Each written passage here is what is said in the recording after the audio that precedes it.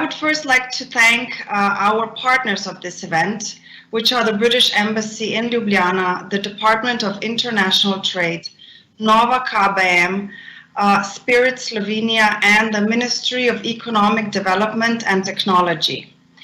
And it's with great pleasure that I introduce our first keynote guest speaker from the Ministry of Economic Development and Technology.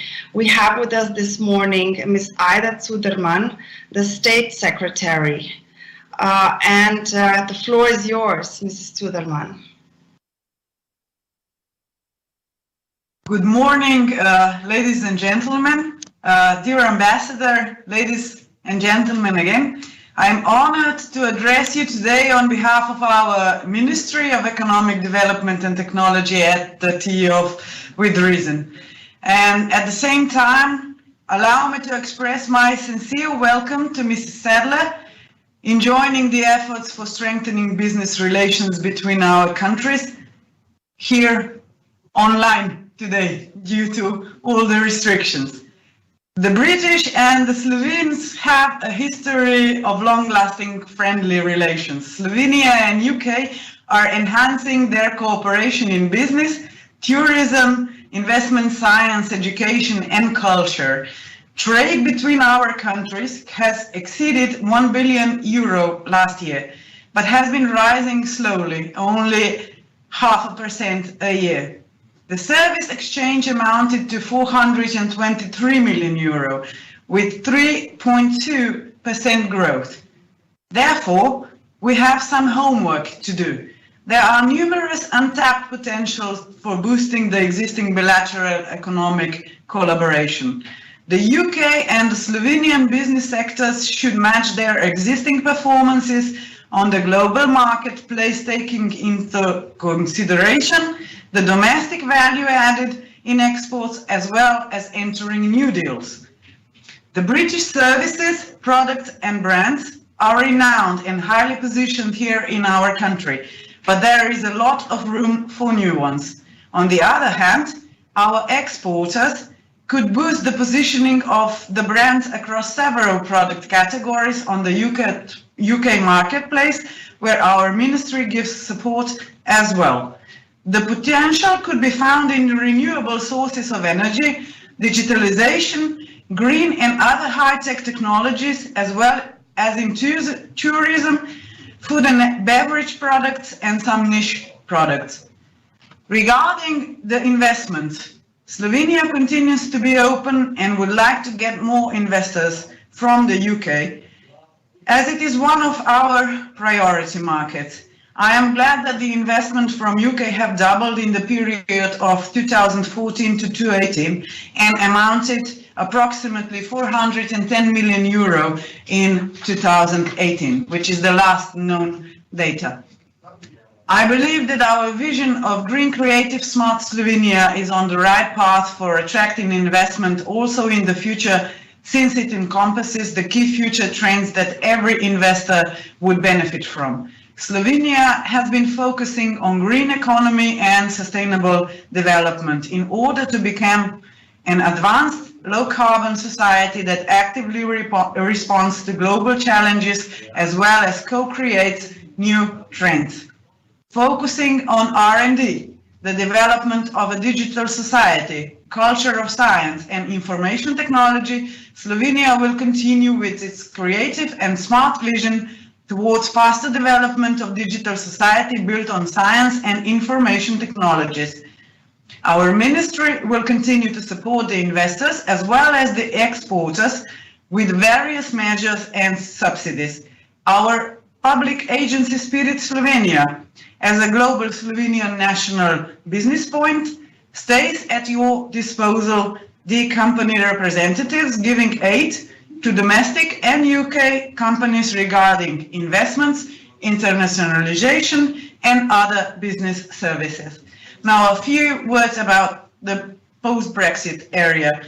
I'm glad to say that according to the results of the study of the effects of 3 different Brexit scenarios on the economy and consumers in Slovenia, we do not expect major direct negative consequences of the change in the way we do business with UK after 1st of January 2021. We still hope that a modern, forward-looking, single comprehensive agreement with UK with substantial provisions on level playing field could be reached before the end of the year. The companies and the citizens should be informed well in advance to be able to prepare for 1st January 2021. In the light of preparations for the UA Council presidency, Slovenia is, together with the trio countries, Germany and Portugal, actively monitoring current developments in the EU-UK relations and preparing the next steps. Ladies and gentlemen, I would like to thank you all for being here and thank you for organizing this event in the light of current restrictions. These times offer lots of restrictions, but just like our trade has steadily grown over the past year, I am convinced we will steadily continue with our cooperation and adapt to challenges ahead and overcome them successfully. We are all looking forward to our continued cooperation in 2021 and beyond. And as the British people will say, no problem is big enough that cannot be solved with a cup of tea or coffee. So thank you. Thank you very much, Mrs. Cuderman. You said we have homework to do to boost cooperation between UK and Slovenia, especially in export and investment. So we are looking forward to working with the ministry on that as well.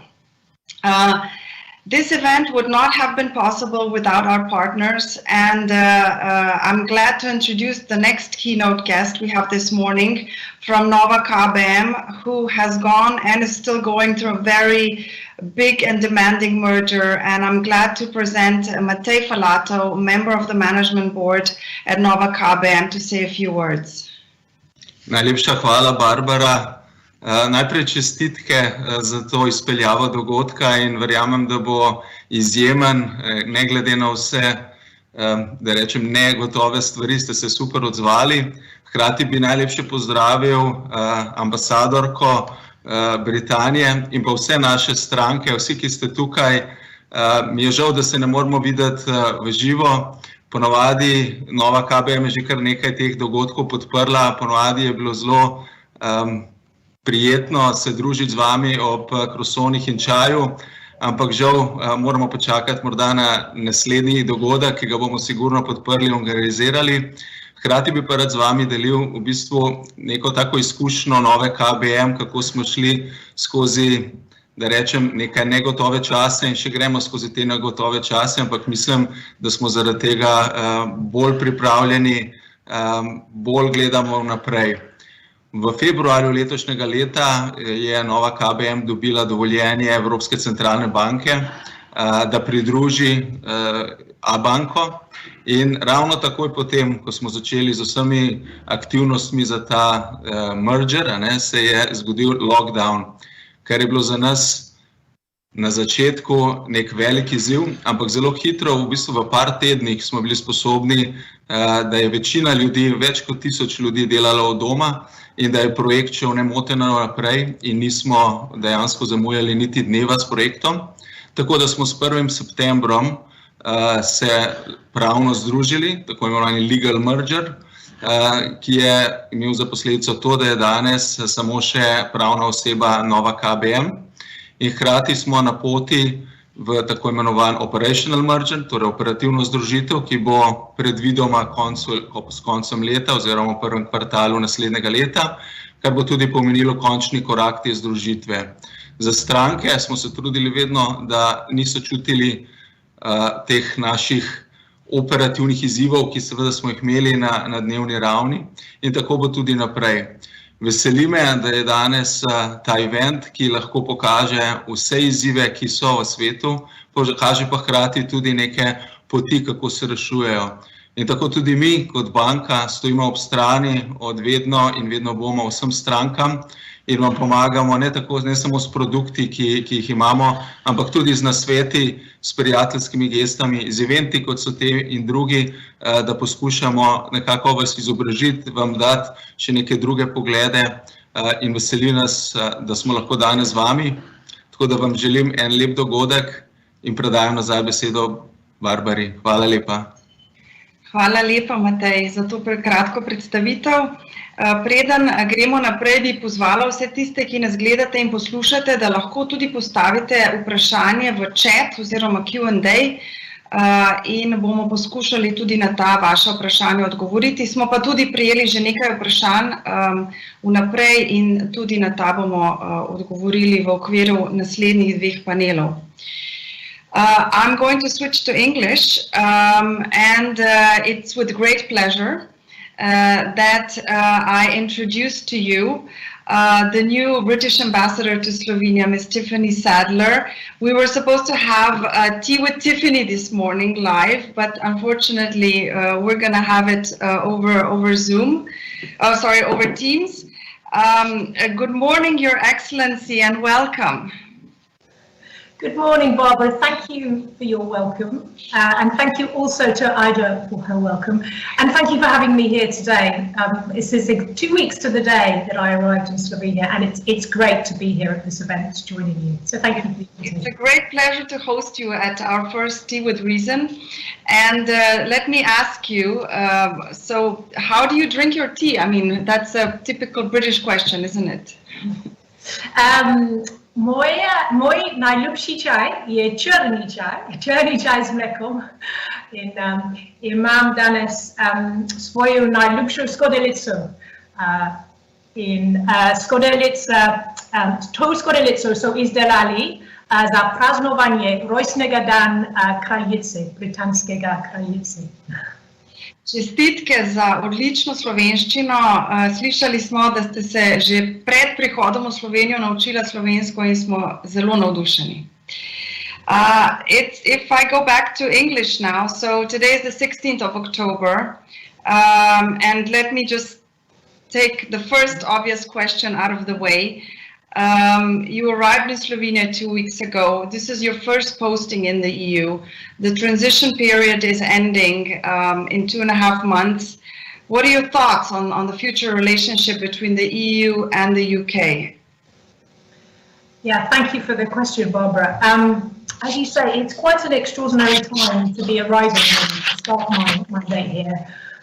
Quite an extraordinary but also very exciting time. So obviously we've got EU exit, lots of work going on that. Look, the negotiations are continuing. We had the EU Council talk about it yesterday, and the British Prime Minister will speak later today. So I won't dwell in detail on the negotiations. What I do think is really important is the readiness agenda, making sure that British companies are ready to trade with Slovenia and Slovenian companies are ready to trade with the UK after the end of the transition period. So I'm really pleased that we've got this session today to talk through that readiness agenda, because there'll be changes for companies, whatever the outcome of the negotiations, and it's really important every company thinks through the implications for themselves. So I'm very pleased that that's happening later today. But for me, EU exit is just one of the big changes that's happening at the moment. Obviously, we have COVID affecting our economy back in the UK and the economy and society here in Slovenia. I know it's causing a lot of difficulties for companies. The companies that I've been speaking to already during my weeks here, I'm seeing that and I'm feeling it. And that's the case back in the UK at the moment. So we obviously need to work through that together. What I think is interesting about COVID-19 is some of the longer term structural changes that's driving in both our economies. The speakers have already mentioned the trend towards digitalization.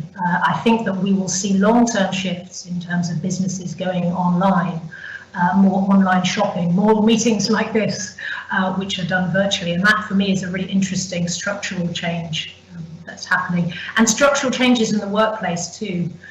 Much more ability and openness to working from different locations and indeed working from home. Speaking personally, as a mother, I think that tendency to support working from home can be good for gender diversity in the workplace. So I think that's a positive thing, and it's a long-term shift that's happening.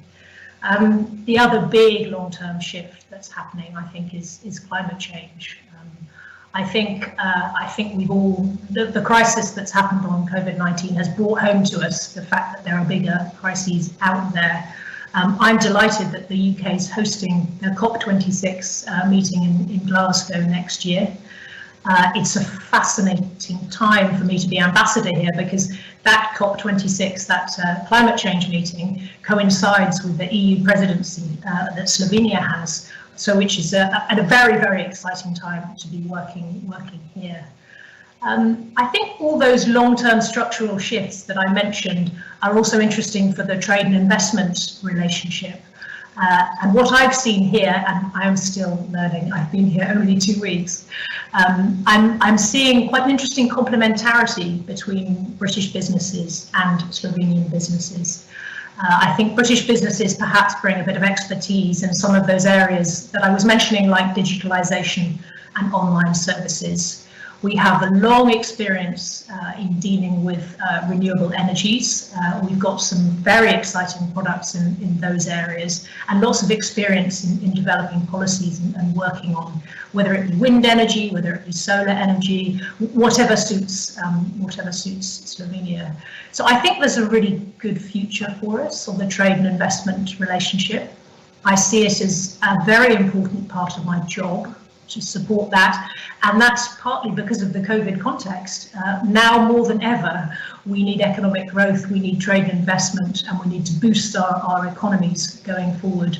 And with that complementarity that I mentioned, I think we're in an ideal position to grow and nurture the trade and investment relationship, which has been growing, but I can see lots more opportunities out there. So in summary, a very, very exciting time to be here, and I'm delighted to be here. Great. You have quite an impressive career with postings around the world, like Burma, Egypt, Georgia, very, very exotic, but very different. And now you're in Slovenia. So what are your priorities this time? Yes, you mentioned my earlier postings and places that I've worked in, and I was reflecting whether there are any comparisons or interesting differences or indeed similarities between those countries. So when I was in Burma, Myanmar, we actually had economic sanctions. The UK had economic sanctions on that country. So obviously the trade and investment relationship was very difficult, and we at the embassy couldn't do anything to support it. Indeed, we actively worked to put sanctions in place. So very, very different situation. But I think there may be some similarities to my work in Georgia, where I headed up the commercial and trade and investment team. And Georgia has some similarities to Slovenia. The mountains, higher than the mountains here in Slovenia, though I think maybe the Slovenian mountains are more beautiful. There are similarities in wine, in tourism being an important part of the economy, and also perhaps some more interesting comparisons. So I talk to people and they say that Slovenia is a good place for British companies to come to use as accessing the wider region. Slovenia has so many strengths, and whether it be in skills or in physical or financial infrastructure, that British companies can come in and access the region. And that was very much the same story in Georgia. British companies used to come to Georgia and then access the wider region from there. But look, Slovenia is a much more sophisticated economy than the Georgian one. It's a much richer trading and investment relationship. So I do think there's lots and lots of opportunities, particularly, as I say, in that complementarity between our businesses. The one thing that I've been picking up from talking to people in my first couple of weeks is those niche strengths around technical and engineering skills, and I'm really excited to become part of that growing relationship. You mentioned the mountains in Georgia. We heard, a little mouse told me that you're very sporty and you're into hiking and running, gorski teki, so some runs in the mountains. And we heard your husband has bees. So it sounds like the perfect fit for Slovenia. So you've been here 2 weeks now. What's your impression generally? Oh, it's a lovely, lovely country, isn't it? You're right, my husband has bees. I have to say that at the moment all his bees have died, And one thing that I've certainly learned is that looking after bees is not easy. So all credit to all beekeepers here in Slovenia. But yes, I love sport. I love nature. I haven't been able to see as much of Slovenia in my first couple of weeks as I would like. The next few weeks, I imagine, will be difficult, the next few months. But I have beautiful Park Tivoli opposite my house. I can walk past the beehives in Park Tivoli. I could go wandering in the woods. So it's wonderful to be here, and I'm very much enjoying it. Thank you so much, Madam Ambassador. We will now move to the panel discussion.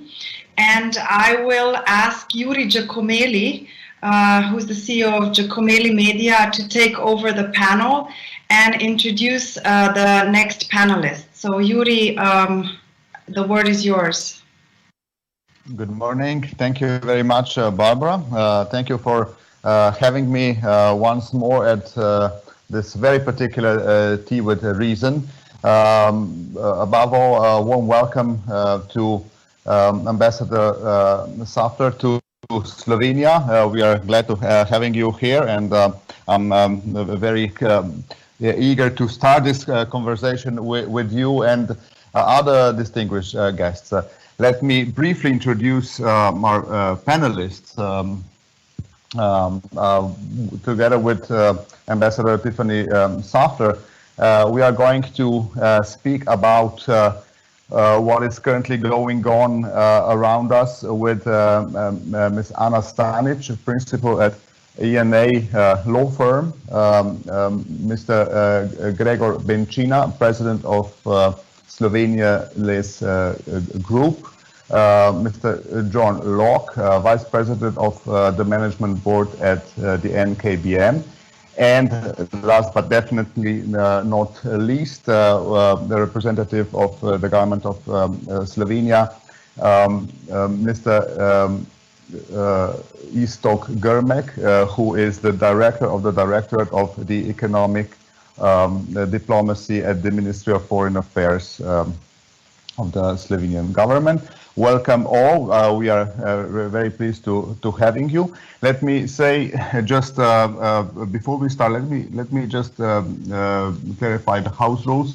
For all the participants, at the control panel of MS Teams, there's a nice icon with a question mark.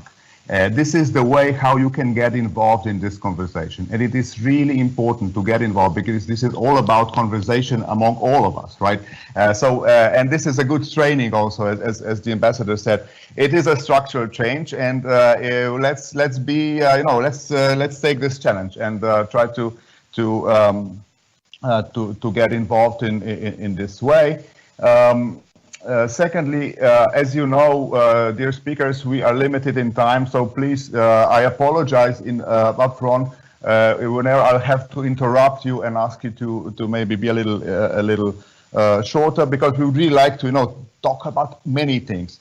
Our aim today is to understand where we are, particularly in the relationship between the COVID pandemic and Brexit, two major things that are happening. As you know, the Slovenian Prime Minister recently, when he was meeting the Slovenian diplomats, he underlined that the Brexit was a major shift for the European Union. So it really concerns everyone, and the process is nearing its end. But there are some open issues, obviously, out there.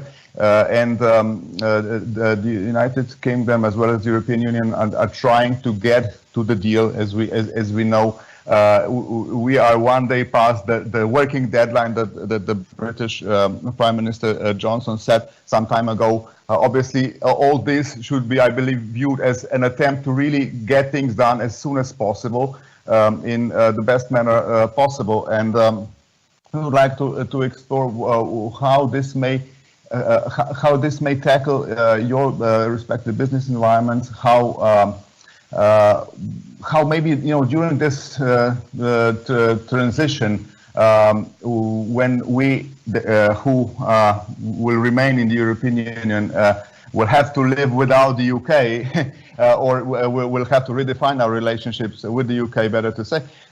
So how you know the spirit has changed in this trajectory, and certainly, as the ambassador said, we would like to get ready above all, no matter what comes. We need to be ready. We want to work on together, and we would like to explore opportunities ahead of us in order for the benefit of all. So I would like to certainly, it's inevitable that I ask the first question to the ambassador. I'm really curious. You know, I think we have to lay the ground now for more detailed questions that will follow. In your view, how did this pandemic that is coming back at full force, as we see all across the continent, how has this period in the last months altered our overall view on the Brexit? Do you think there's actually more willingness to get things done, and is there more inclination to get into the cooperation mood than looking at things that continue distinguishing us? In your view, how have things changed in the last months? Well, thank you for the question, Yuri. And certainly the impact of COVID on the negotiations has meant that some of the negotiations have shifted to virtual, which has been an interesting way and a positive way of conducting some of the negotiations. Look, the European Council discussed yesterday, and my Prime Minister is due to make a statement later this morning, and I obviously don't want to get ahead of that statement in any way. But you mentioned urgency, and I think there's a really important point here around businesses needing clarity on the way forward. And that's why we've been pushing for urgency from the European side to conclude talks as quickly as possible. The two outstanding issues, as I see it, and as the government sees it, one of them is around level playing field, which I know is important here in Slovenia. I think the good news is that we are, the outlines of a deal are possible there. Still more flexibility, I think, is needed, but I can see us getting towards a deal on that. The more difficult issue is around fish, which is perhaps not quite so familiar to listeners, and not so close. You're probably not so close to the detail, but it is important to the UK, and it was an important factor in the referendum vote. And I think actually there's something deeper as well about the British identity and our naval and fishing waters being close to our hearts. But I hope that we can get a deal there. And look, a deal is in our interests, a deal is in the EU's interests, a deal is in Slovenia's interests. But as you said, the really key thing at the moment for us all to think about is being ready for the end of the year. And that is true whether a deal is struck or whether a deal is not struck. There will be changes for businesses. And it's why it's very useful to have this session and to talk through the detail, because all of those changes will be different for each individual company. What I would say is, yes, there will be changes, but there'll also be quite a bit of continuity. There are protections for businesses in a number of areas, and even if an agreement is not reached, Slovenia will still be able to trade with the UK as Slovenia trades with the US or with China, countries with which the EU does not have a free trade agreement. So to end on a positive note, we'll see where the negotiations go. It's important that businesses think about how they are ready. And as I say, I still think that there are a lot of opportunities here and lots of things for us to build on. But I will stop there because you asked us to be short. Okay. Thank you, but still, let me insist, and that's why you're getting a bonus question. I fully respect the fact that you will not speak before the Prime Minister, but anyhow, we would appreciate to understand better, the crucial points that at least also the EU Commission yesterday exposed as the still open ones, and particularly the fishery question. how do you think this could actually end, and what is the sensitivity on the British side? Just in order to understand this better, because I believe nobody wants that the whole process ends up in a fishing war between English and Breton fishermen, after all. And also maybe a short comment on how you see changes in some other key industries, like for example the pharmaceutical industry, which is big in the UK, and it's also important for Slovenia. Of course the Irish and not Irish border, and maybe the university education. If you can touch any of these, it would be really good to understand where we are, and to have your view at the very beginning of this conversation. Okay, of course, Yuri. So on the fish side, what we're looking for is something similar to the arrangement that the EU has with Norway. What I think is needed is a substantial shift, because my sense is at the moment the EU side is looking for something similar to what we have now.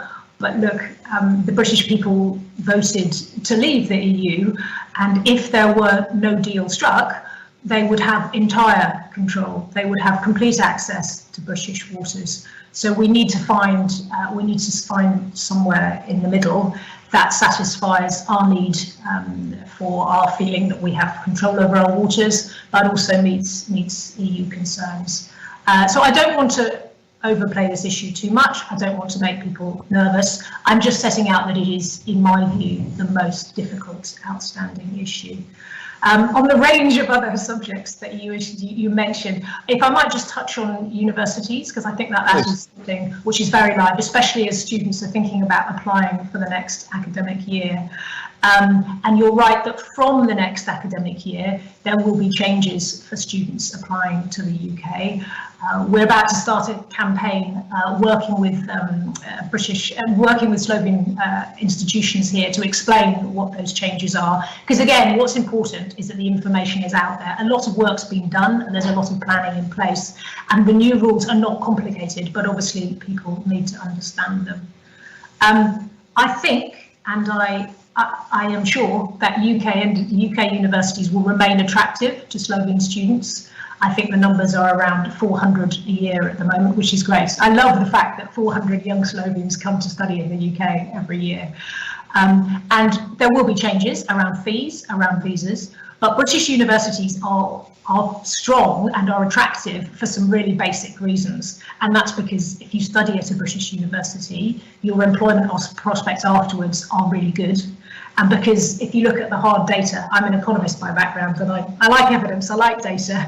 If you look at the hard data in terms of where British universities are ranked, every year you look at the top 10 and there's lots of British universities on there. So I think that they will still stay attractive to Slovene students, and I hope that Slovenes will still consider the UK as a good place to study.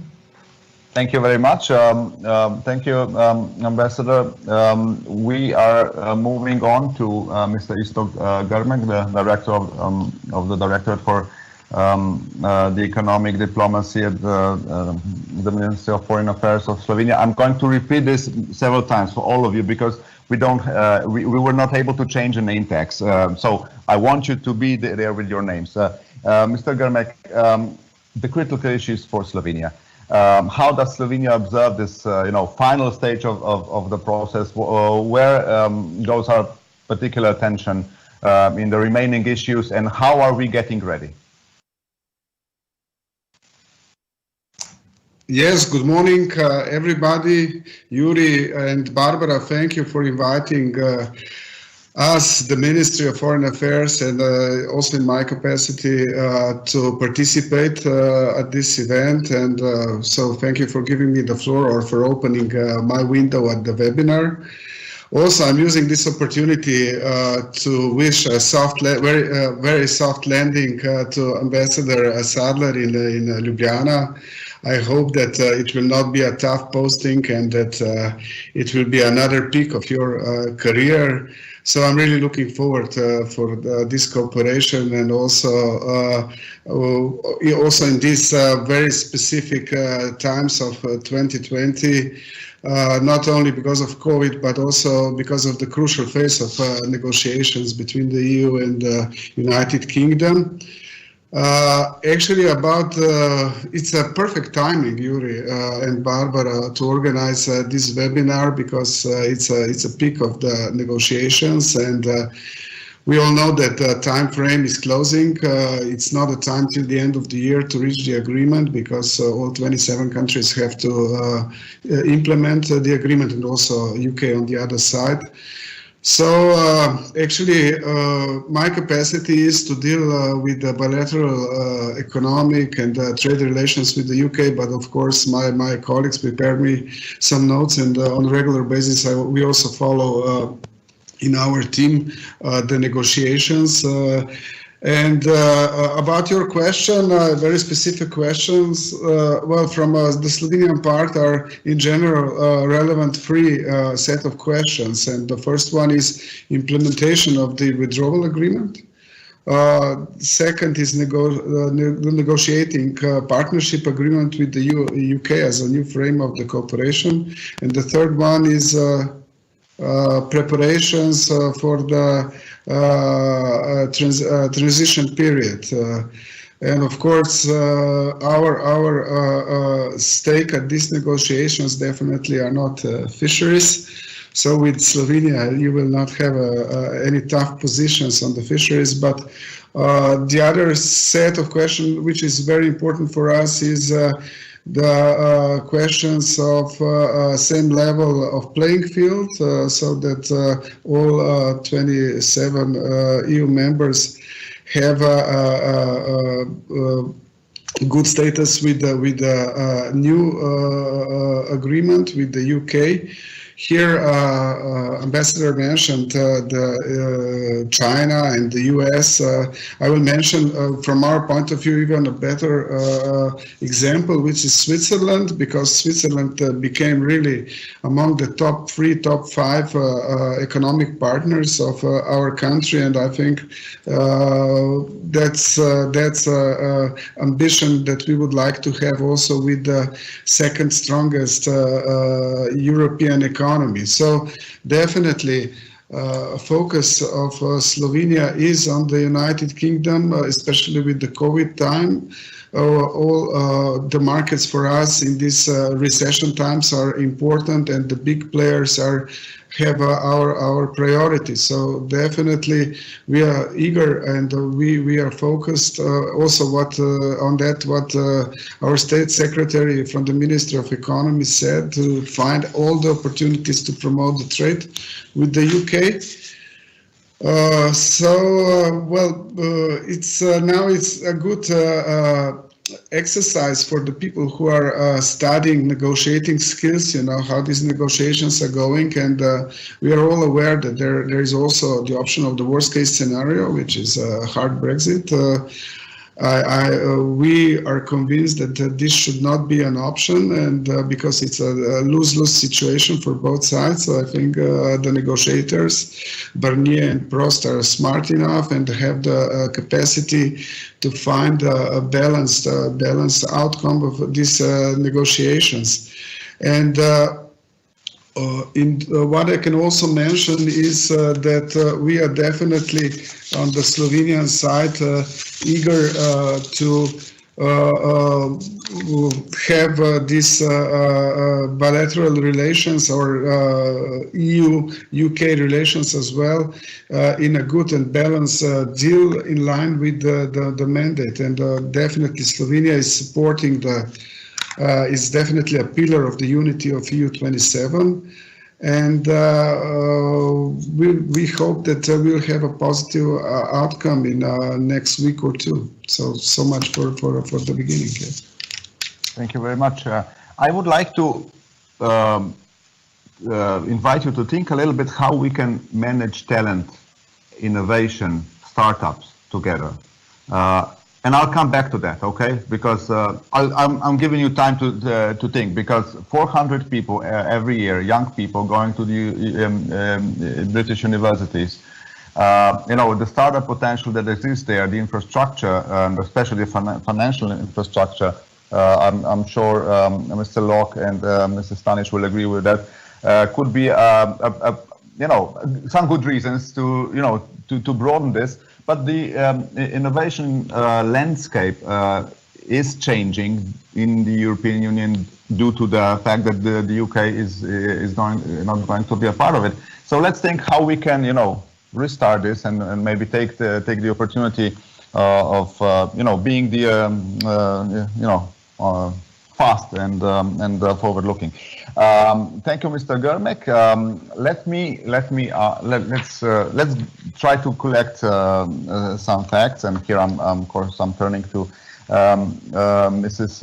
Anna Stanic, principal at E&A law firm. Where do we lay at this moment, Mrs. Stanic? How can you give us a short, kind of overview of this last leg of the negotiation, so that we are briefed. Whatever has not been said already, what would you expose as the most critical, and how do you think? What are the options? I don't think we hear you. I think you have to demute yourself. Yes. Can you hear me now?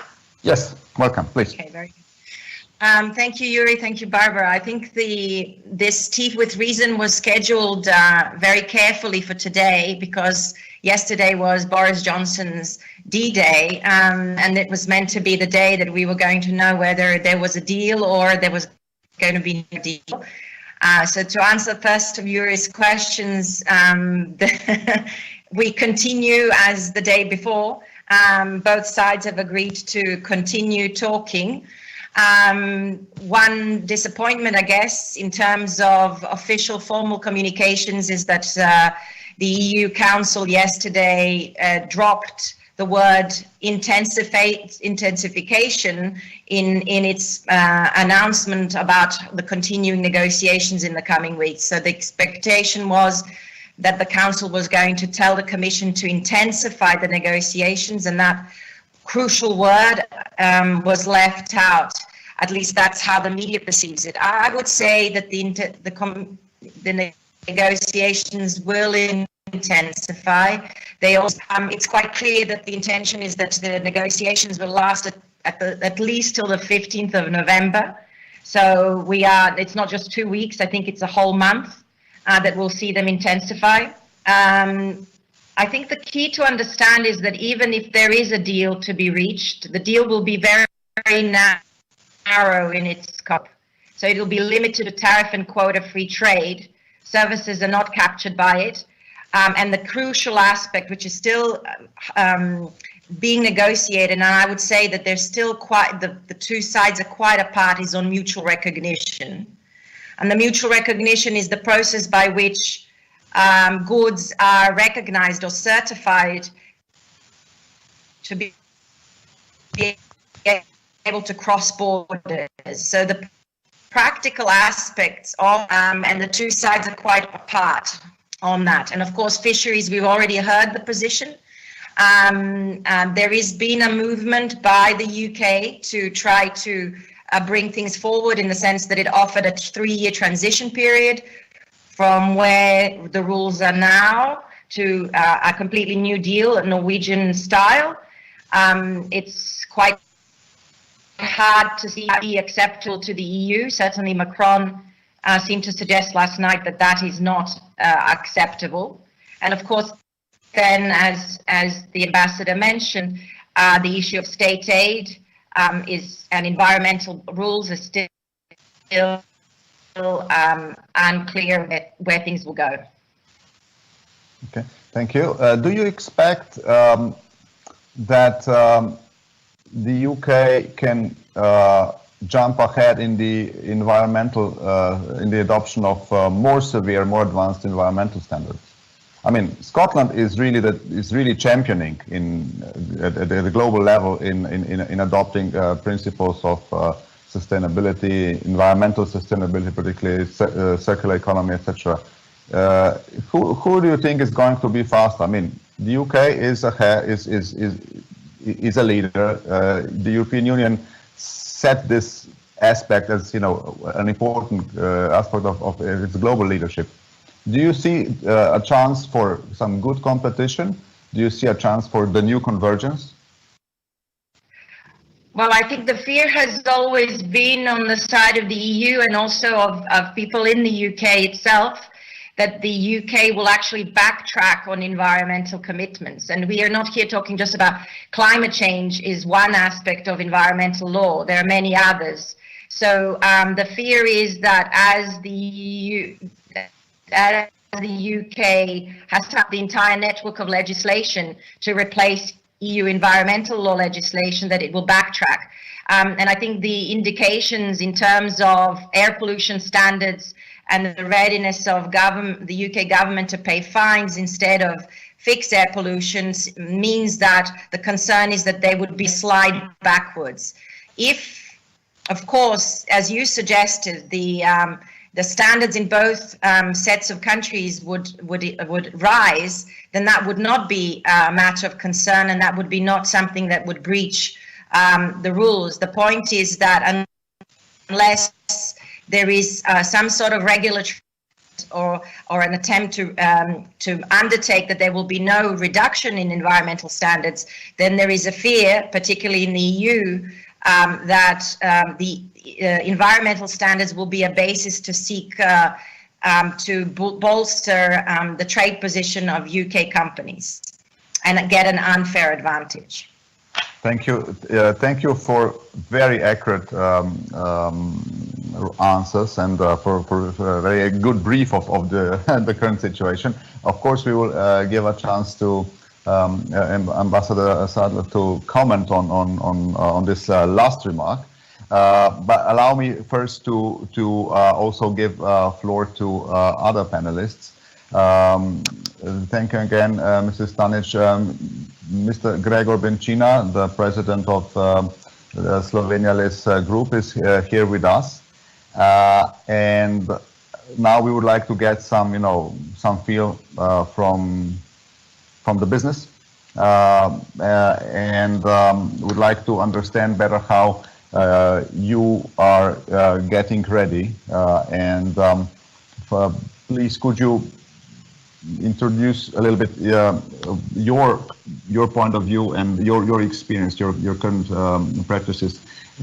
How important is the UK market for you, and you know, what are your expectations for the year to come, in light of course of Brexit, but not only. Also, I mean, we are talking about the Brexit, but we are also talking about a broader context of a major turmoil set by the ongoing pandemic.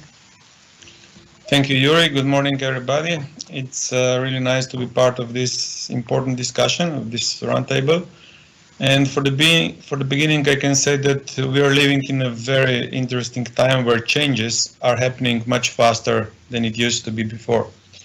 So this constant need of change, or constant change, demands a constant need of our adaptation. And of course, like a few speakers before already said, 2020 will be undoubtedly remembered by coronavirus or COVID-19 and Brexit. But in the business world, of course, we need as well to look from the, let's say, more long-term perspective. And once we see from this timeline perspective, something what is really important this year might not seem so important 10 years after, you know. And if we look in the past, for the last 100 years, you know, we just remember just few of the things, and I'm sure that many things were important at that time when it happens. That's why I think that a much bigger impact on the businesses will have the two mega trends which are currently going on in, let's say, around the world, especially in Europe. And these are the sustainability, or you can call them climate change, or Green Deal, or environmental aspects. And the second one is digital. And if we take Brexit and Corona as one-time events, I think this we need to take as a trend. And as every ending is can be a new start, I think that the relationship we can build on as well on these two megatrends in Slovenia and UK has many things to offer in these two fields. Especially, despite that Slovenia is small, I think it can be a big player because it's very advanced especially in those two fields. One of the strong part of the Slovene economy is related to the IT. That means the digitalization trend is something where we can be a very good partner to cooperate with. And the second one is, one of the previous slogans of Slovenia was, the green side of Alps. That means, so we are very active as well in this, let's say, environmental and sustainability businesses. Just to mention a few, probably you all know them. Green boats, Green Line Company, green planes or environmental friendly flying, Pipistrel, energy efficient houses or passive houses. You have plenty of companies, including one of ours from the group. So there are really a lot of players who are active in the fields, which can be a good, let's say, partnership level between Slovenia and UK as well in the future. Let me just for concluding this first part say the changes are not disturbing the businesses because we are all used to adapt. Sooner or later we adapt, otherwise, as already Charles Darwin said, we don't survive. And we heard a story about the bees just recently from Madam Ambassador. But what is a fear factor for the businesses is uncertainty and unpredictability. And there are so many things which are still not certain with the two mentioned things. So with the coronavirus, what will the outcome be, and with the Brexit, because we need the time to adapt. When the negotiation will end up, there will be maybe 30 days, 15 days, for the companies to adapt. And this is harming the business partnerships. Yeah. So, Gregor, you're actually saying that with the pandemic, again, in its tidal stage, one would expect that all parties would, make an additional effort and end this as soon as possible. So we would have a clearer vision ahead. But are you preoccupied with issues that were exposed by Mrs. Stanic related to the divergence of the environmental standards, for example? Or in other words, would you ask the ambassador to actually higher the environmental standards in the UK so that Slovenia would be more competitive, given the companies that you mentioned and the clear advantages that Slovenian economy has in this field? Like I said, I think that the Slovene companies in this field has many things to offer. Of course, we would appreciate, let's say, a bit faster adoption of some things as well from the environmental side from UK. But what I can say that many of the partners already who are making the partnership with Slovene companies, including ours, are well aware of these, let's say, sustainability issues. I will talk especially in the terms of construction. So energy efficiency is the point, using the renewable sources from the energy point of view, renewable materials in the form of construction. So there is, I would say, a big movement already in this field. And like you mentioned as well before, Switzerland as one of the countries which we cooperate quite well. I can just confirm that let's say in this field, our strongest partner is, for example, Switzerland. But only not due to the sustainability issues, but due to the Brexit issues, which we see as a temporary, let's say, uncertainty. We slowed down a bit the cooperation with some UK partners, but once the uncertainty will be over, I'm sure we will establish this relationship back. Very well. Are your partners also uncertain? I mean, how can you give us a little bit more, feeling? How does this go? How are you trying to continue being connected, and what does it mean slowing down? Are you postponing decisions? Are you lowering exposure? Are you, unwilling to undertake some new investments, or and vice versa? Does this go for your partners as well? Yeah, partnership is always a two-sided thing. So the answer is yes. The partners are willing to slow down and expecting to slow down these issues as well. And to be very concrete, project in construction business, in erecting,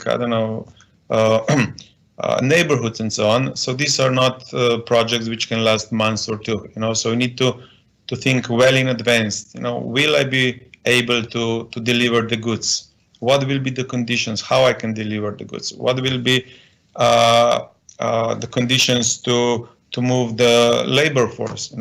Will we be? So these are the questions.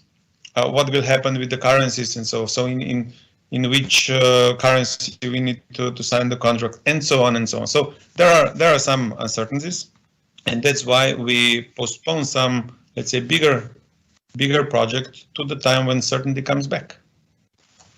Okay, very good illustration. Thank you very much, Gregor. Let me invite Mr. John Locke. Thank you for having you again, and congratulations for your last milestone, as we heard in the introductory part from Mr. Falato. You successfully merged with Banka, and so an important milestone has been achieved. Of course, the integration part still follows, as we understand. But you may be just one step away from being an undisputed leader in the Slovenian market. Is that so? Or in other words, has the Slovenian market, in any terms, become less attractive with the pandemic going on, and of course, considering also the Brexit background? Good morning, everyone. Thanks for inviting me. As Yuri knows, I'm a regular participant here on these panels. I think just on the investment made by our shareholders, which is primarily a US private equity group in partnership with the EBRD. I think that this investment was solely a Slovene market investment. So I think this market has always been attractive and remains attractive. And I think as many participants here and listeners, it's been one where we've been able to consolidate our market position over time, culminating in the merger with Banka, which, as you say, became effective legally from 1st of September, and hopefully from an operational perspective from the end of the year. So in terms of this market, it's always been our home market. We've been active and remain active in all segments and sectors and financial products, and over this time I've also been able to build relationships with many of the bigger and smaller companies in Slovenia, as well as many of our financial institution partners in banking and in insurance, as well as asset management, actually. So no real change in outlook from our side. Obviously, the pandemic creates significant uncertainty, and not just here, and is a little bit compounded by Brexit, although we don't see this particularly in our day-to-day operations here. Thank you. I would like you to give us a little bit more detailed view on the year to come. The banking industry is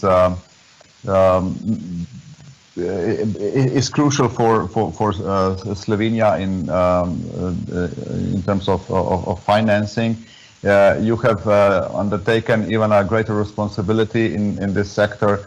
What do you expect for the year 2021, and what does the current situation and the uncertainty mean for your clients? And of course, then the follow-up question will be, how is this related to Brexit? What are the remaining uncertainties? But let's take the bigger picture first. How do you see the year to come and the current evolution? A few days ago, we had the update on the latest figures of the economic downturn country by country. But can we actually trust, the fact that Slovenia is going to shrink by 7 or 8%, and then Italy by 10%, and Europe by 7.4, I think. Can we really trust these figures? Because in January, I believe everybody had different plans than this. I'm not an economist either, Yuri, but I think if I start with your first question, I think past crises here were perhaps driven by financial institutions or the weakness in the way they were structured. I think this time around, actually, financial institutions, rather than being part of the problem, are part of the solution. So I think it's clear that the system is much better capitalized, not just in Slovenia actually, but across EU and globally, following the steps taken in different jurisdictions to improve the capitalization and liquidity of the banking system. So I think domestically there is a strongly capitalized system, as is, I think, often remarked publicly. There is a significant pool of liquidity in the country available to support companies and individuals recently and in the coming months. So I think our position has been to be active in helping our customers alongside the government support measures that were taken around employment, the guarantees provided in respect of moratoria, and in fact for the state guaranteed loans, which are largely unused at present. So I think our position has been not to withdraw almost from any customer liquidity or working capital facilities. I think this was the position we took in Q2 and would still remain. Actually, I mean, together with Mate and others in the bank, we visit many customers and had the opportunity to do so in this window between maybe the first and second wave of the pandemic. So coming back to your question about economic contraction, I mean, clearly economically or mathematically there will have been some when part of the economy or much of it is literally shut for a period of weeks, even though not so many weeks in the end here. This will have an impact on total output. What we see, and I would be interested to see Q3 figures when they appear, would have been, from my perspective, a relatively normal quarter, even in tourism, supported by the government program on tourist vouchers, which I think was well conceived and well delivered, and still has some room for extension into what might be a difficult winter season. So obviously now, as measures are taken, maybe more selective than in the spring in respect of the second wave, that there will clearly be impact for in 2021. We are ready for it. As I said, the banks are sufficiently capitalized and liquid to absorb losses here, as well as European Union or EU-wide. In terms of macro models and calculations, I'm not an economist or mathematician, but if you look at the 6 to 7%, of course, it's a huge number, not seen actually since 2008-9 here, where I think the fall in economic output was 8-9%. But at that time, there was a quite significant withdrawal of liquidity from the banking system that caused secondary and quite dramatic impacts on some companies, which we haven't and will not see this time. I would also say, as a backstop here going into 2021, the state guarantee program, or funds put aside for this of 2 billion are largely undrawn. So this represents from our perspective, or from my perspective anyway, a significant cushion or reserve to absorb or to assist in liquidity problems that companies may have, and we and other banks are willing and ready to participate here as well. Thank you very much. So there's still significant facility available to cushion any possible, even sharper downturn. Maybe just a short reply to Mr. Bencina related to some of the uncertainties. The currency issue is this in relation to Brexit. Is this an issue for your clients, more generally speaking, and what would be your general view on the currency risks arising from Brexit in the midterm, not just in 2021? This actually, sterling euro has been reasonably stable, if at lower levels over the last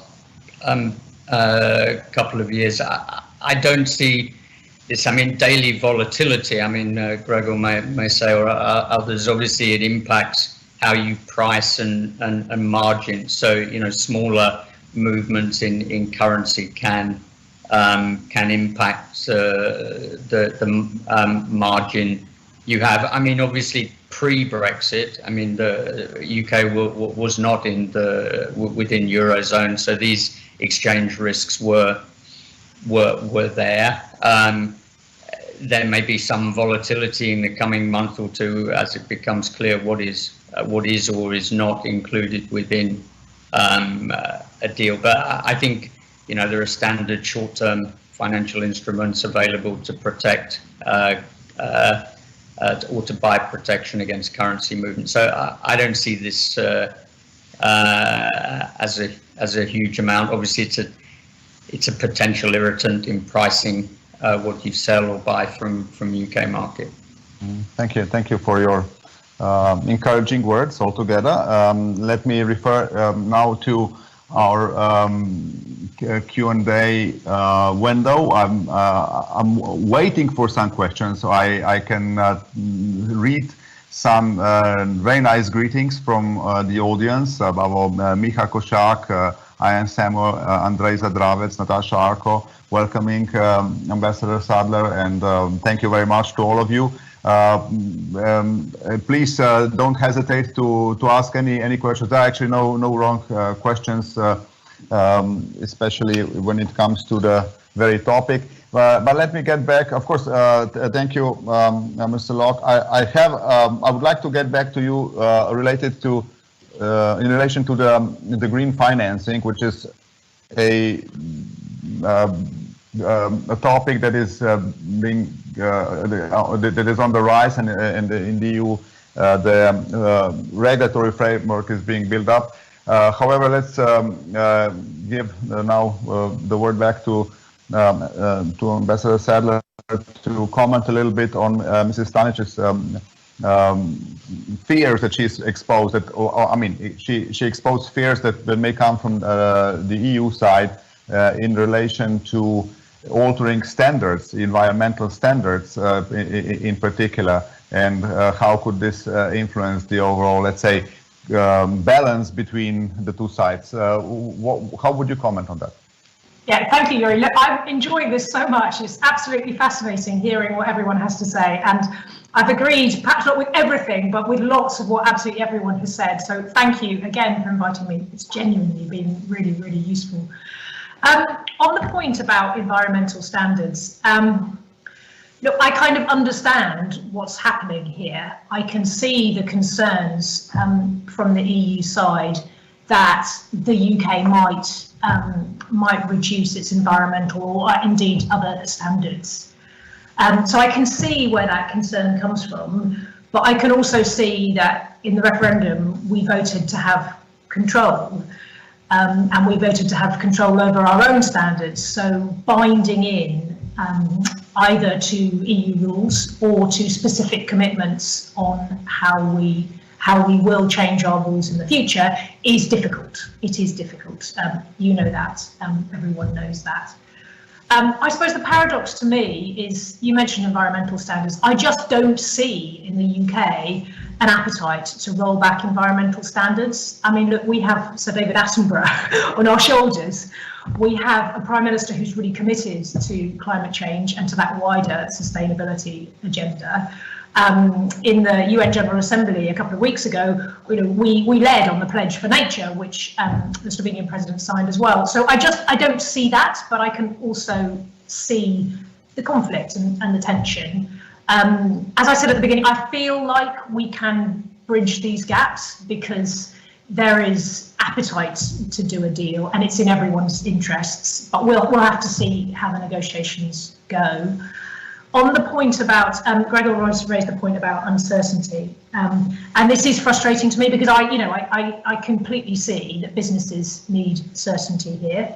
I would say, as an aside, a lot is changing anyway, so don't think, oh well, everything's completely uncertain. Quite a lot is quite clear already, but I accept that there are still things which are not agreed. And this is the frustration from our side. And you mentioned, Anna, the point that the word intensive has not appeared in the conclusions. As I came out here 2 weeks ago, there was agreement between the UK and EU at a very high level to intensify discussions. And from the UK side, we were ready to have discussions every day of those 2 weeks. I know that. But from the EU side, we're just not getting that sense of urgency, and that frustrates me because it's important to you as the business community that we get resolution on all of these things.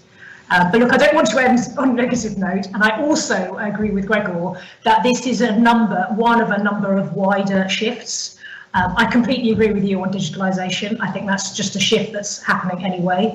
I completely agree with you on sustainability, and I also completely agree with Istok that there's lots of opportunities here.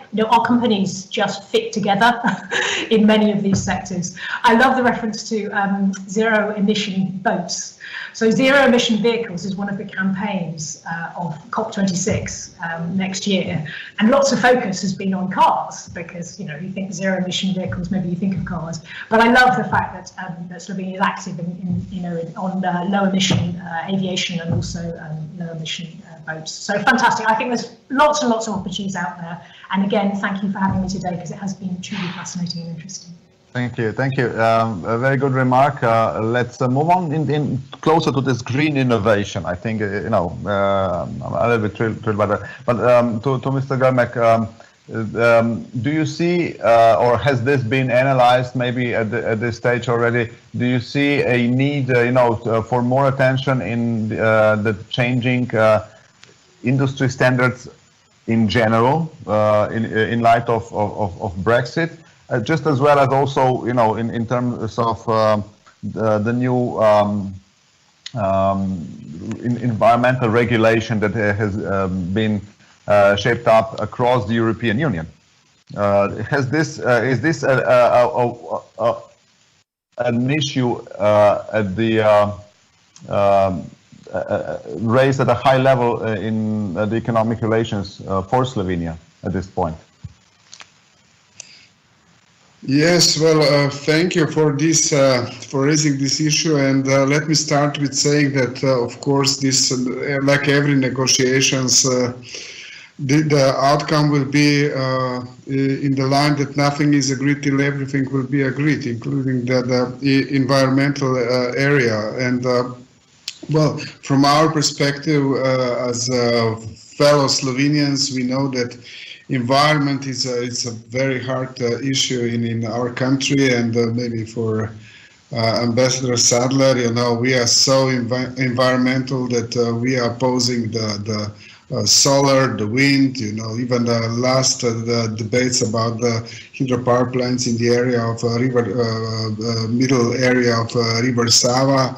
So I don't know, we will follow that maybe the German way, that if we will continue like that, that we will switch the light off concerning the energy. But So definitely, from our perspective, area of environment is an important one. Also, the country, almost 30% of the country is being tackled by the so-called Natura 2000. So it's, I think we are among the front-running countries in the area of environmental standards, and definitely this is the window of opportunity for to promote bilateral trade investments, and this is also the window of opportunity for the UK business to find a good partner in the EU27. I hope that I responded in a right way to your question, and I'm not an environmental specialist, but definitely we see that there is already cooperation going on also with the third countries, like with also with the Norway, with the US companies in this domain, and Slovenian business actually already recognized as an interesting niche partner for the third countries like UK is now, or also for the EU partners, especially from the region. And well, when I have the floor, I would like also to stress that definitely this crisis times, I don't mean that Brexit itself, it's a crisis time but it's a new opportunity, but definitely recession and this biggest pandemic in the last 100 years, it will reshuffle the economic relations not only in Europe, in European Union and in the neighborhood, but globally. And Slovenia is a relatively small numbered country, but that means that what also both CEO, both directors spoke about, we have this flexibility, you know, we can really try to adopt and offer the new options of cooperation much faster than some bigger economies. And also, I would like to stress that, of course, like this event is a good promotion. What will happen? What is happening with the Brexit? Of course, it's our job. We have also to earn our salaries. So we also organize briefings for the Slovenian companies. Briefing them from our perspective. What are the perspectives of our bilateral trade with the UK with the implementation of the new frame of cooperation. So thank you. Thank you very much. I'm getting back to my question: how can we manage talent, innovation, support startups? How does the green financing fall into this picture? Maybe to Mr. Vincina and Mr. Locke, a short, maybe, some suggestions or some experience to share in this year. And then I have a question. The very last question I'm saving for Mrs. Stanic. So, but of course you're all welcome to reflect on this a little bit, please. But I'm turning to you, gentlemen. You're coming from business, so. Gregor, do you want to go first? I mean, I can easily say banker first. Okay, look, I mean, from our side, I mean, obviously the climate change agenda, sustainable financing is it comes to us through a mix of things. Obviously, financing or banks are often seen as of maybe less known environmentally friendly businesses. So, within the frame of the Green Deal, significant steps have been taken by regulators, lawmakers, actually companies, banks themselves to move in this direction. We have coming in 21, 22, 23 significant changes in the way we lend and to whom we lend and the data we need to obtain from our customers in terms of their emission footprint. This will lead to changes in capital allocation and pricing towards businesses that are deemed polluters or etc. So this is, you know, a very broad agenda for us, which actually should not be derailed by the pandemic, as obviously the pandemic is probably not waiting for climate change to happen. So, I mean, from our side, we do deploy certain capital today towards construction initiatives which are certified in terms of energy consumption. We work with a number of companies, actually. Pretty much any company that you go to here in terms of engineering or technology is working on initiatives to reduce emissions, to reduce energy, to make materials lighter and in a more sustainable way, because typically their customers and end producers require this in response to wider initiatives at European level, Green Deal, and consumer demand, in fact. So, you know, we want to be part of the enabling of this, and we can and will be. Very well. Thank you. So it's a part of the financing scheme altogether already. It's a new normal, right? Gregor, please. So let me first say that as a long-term partner of our bank and now NKBM, I can confirm that that the bank is really. This is a part of a scheme, yeah. Okay. And supporting, let's say, the green-oriented businesses. The second point, which I would like to say, is that something what was called green before, you know, was considered as something alternative, something, you know, something. But today, I think this is already becoming a mainstream. And because not being green is not, I will say, it's not sexy anymore. It's not bringing you competitive advantages. And people do not like, at least in Slovenia, and let's say in our neighborhood, if some things are not green. So we don't like to drive cars with, I don't know, consumptions of 20 liters per 100 kilometers. We are more into low emission cars and energy efficient cars and electric driven vehicles and so on. So regarding to your question, Yuri, R&D and innovations and talents, I think that the pandemic which we are coming now will just speed up the already ongoing long-term processes, you know, because the things which we are doing now, we are all moving, let's say, online. We are all moving into to the work from home. So efficiency is more and more needed, adaptability. And so I think that these crisis situations will just speed up the long-term processes, including what is concerned R&D, what is concerned search for talents and development of talents. And maybe a bit different skills will be needed because we will be a bit ahead of time in our, let's say, timeline, because we will need those experts not in 5 years, but we will need them, I don't know, in 6 months or in 1 year. And that's why I think what will stay what it used to be before, but maybe even speed up, is the transfer of knowledge. With the use of technology, the transfer of knowledge will be even faster.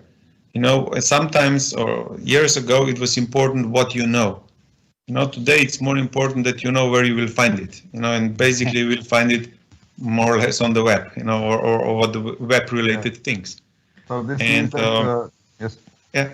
Just maybe. I mean, just to try to shape up a conclusion, it actually means that given the fact that the British universities are strong, that there are many Slovenians studying there, that there's quite some innovation potential in Slovenia, that there will be two realities: one in the EU with the innovation environment that the EU continues to foster, and the UK continuing to foster its own strengths in this field. So it is an important area to continue to reinforce this bridge, right? I mean, this is what I'm looking and what I'm looking for in this area. That's why I'm trying to a little bit, draw the attention in this area. And very practical. I mean, we have one question. Allow me. I know we are over time, but allow me to read.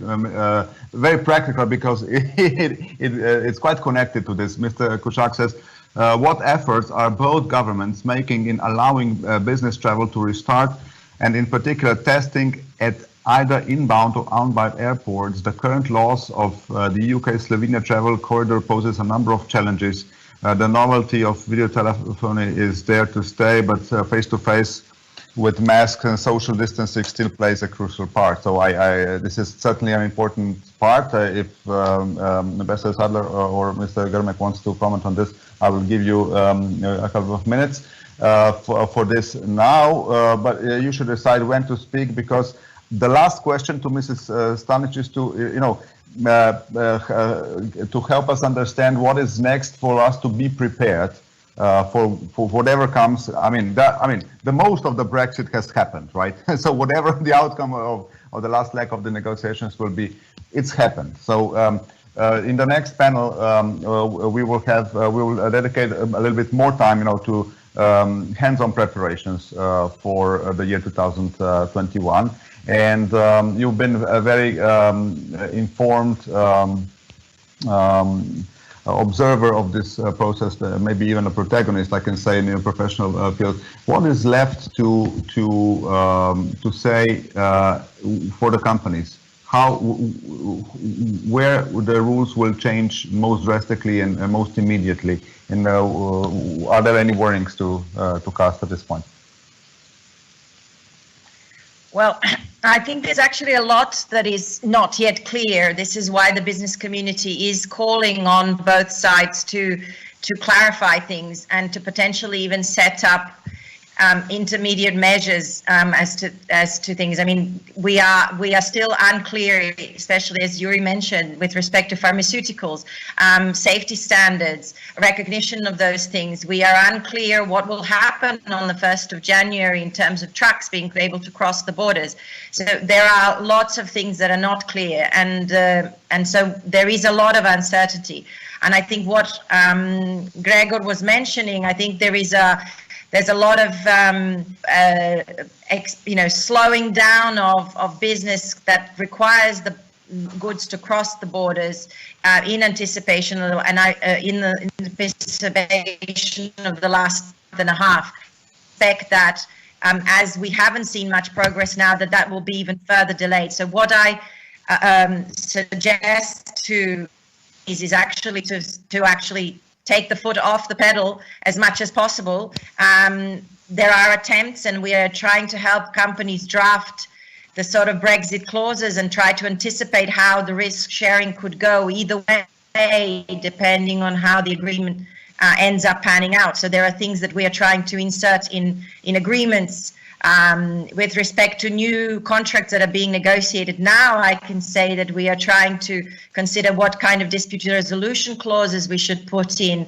How do we try to minimize the risks? So there are things that contractually and legally can be done in the next month and a half, but I would say that in terms of the practicalities of the goods crossing borders and those things, those are really beyond legal skills of us that are not in government. So we are still hoping for get greater clarity on that. If I may, just on the terms of travel, since yes. I'm having to travel between a number of countries, I can maybe give you a tip. The best way to travel is actually via Italy.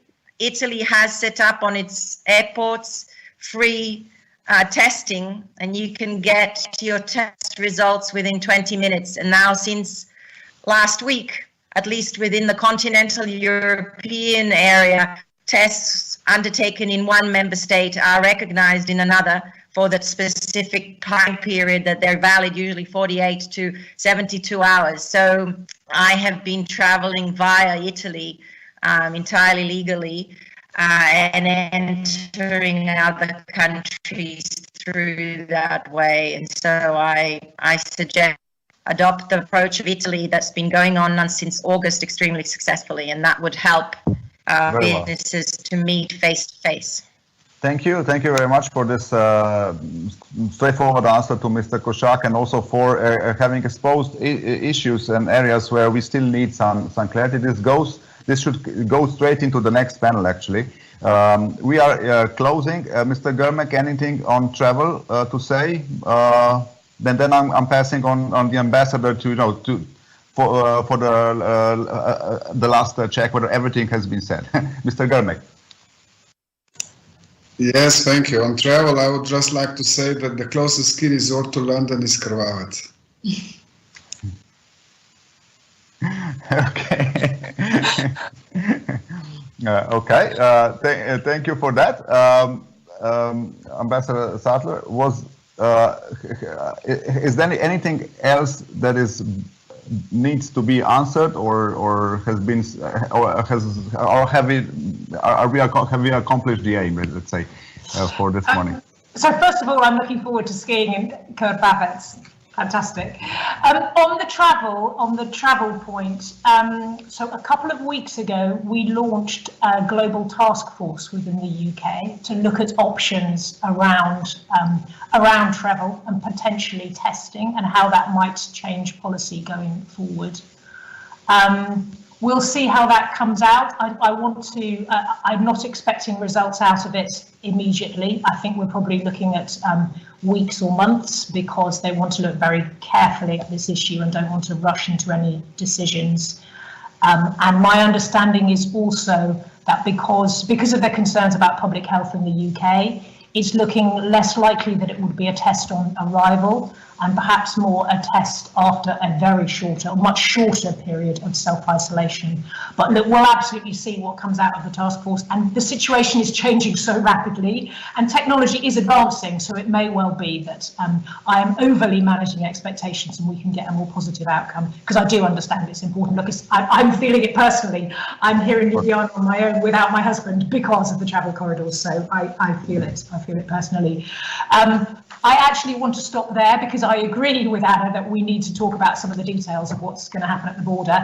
And I think we've got a great session set up to talk with the border delivery group to exactly answer some of the questions that Anna was posing. So I will stop there. And again, thank you. It's been great. Thank you, Ambassador Sadler, for being with us. Many thanks to Anna Stanic, Gregor Benčina, Istok Grmek, John Locke. You've been excellent panelists. Many thanks to the audience for your remarks, your questions, and your greetings to all of us, in particular to the Ambassador Sadler, who has just started her mission in Slovenia just a couple of weeks ago. And we hope we will be together many times more. What is next on the program are actually two very interesting points. The first one is, how can Spirit Slovenia help your company to enter foreign markets? And then followed by a session where we will have three specialists from a border delivery group with us. And we will try, along with Boris Kastelis from the Slovenian Tax Office, and we will try to answer as many hands-on questions as possible. Thanks again, and Barbara, here's back to you. Thank you very much, Yuri, for this great moderation, and also to all the panelists.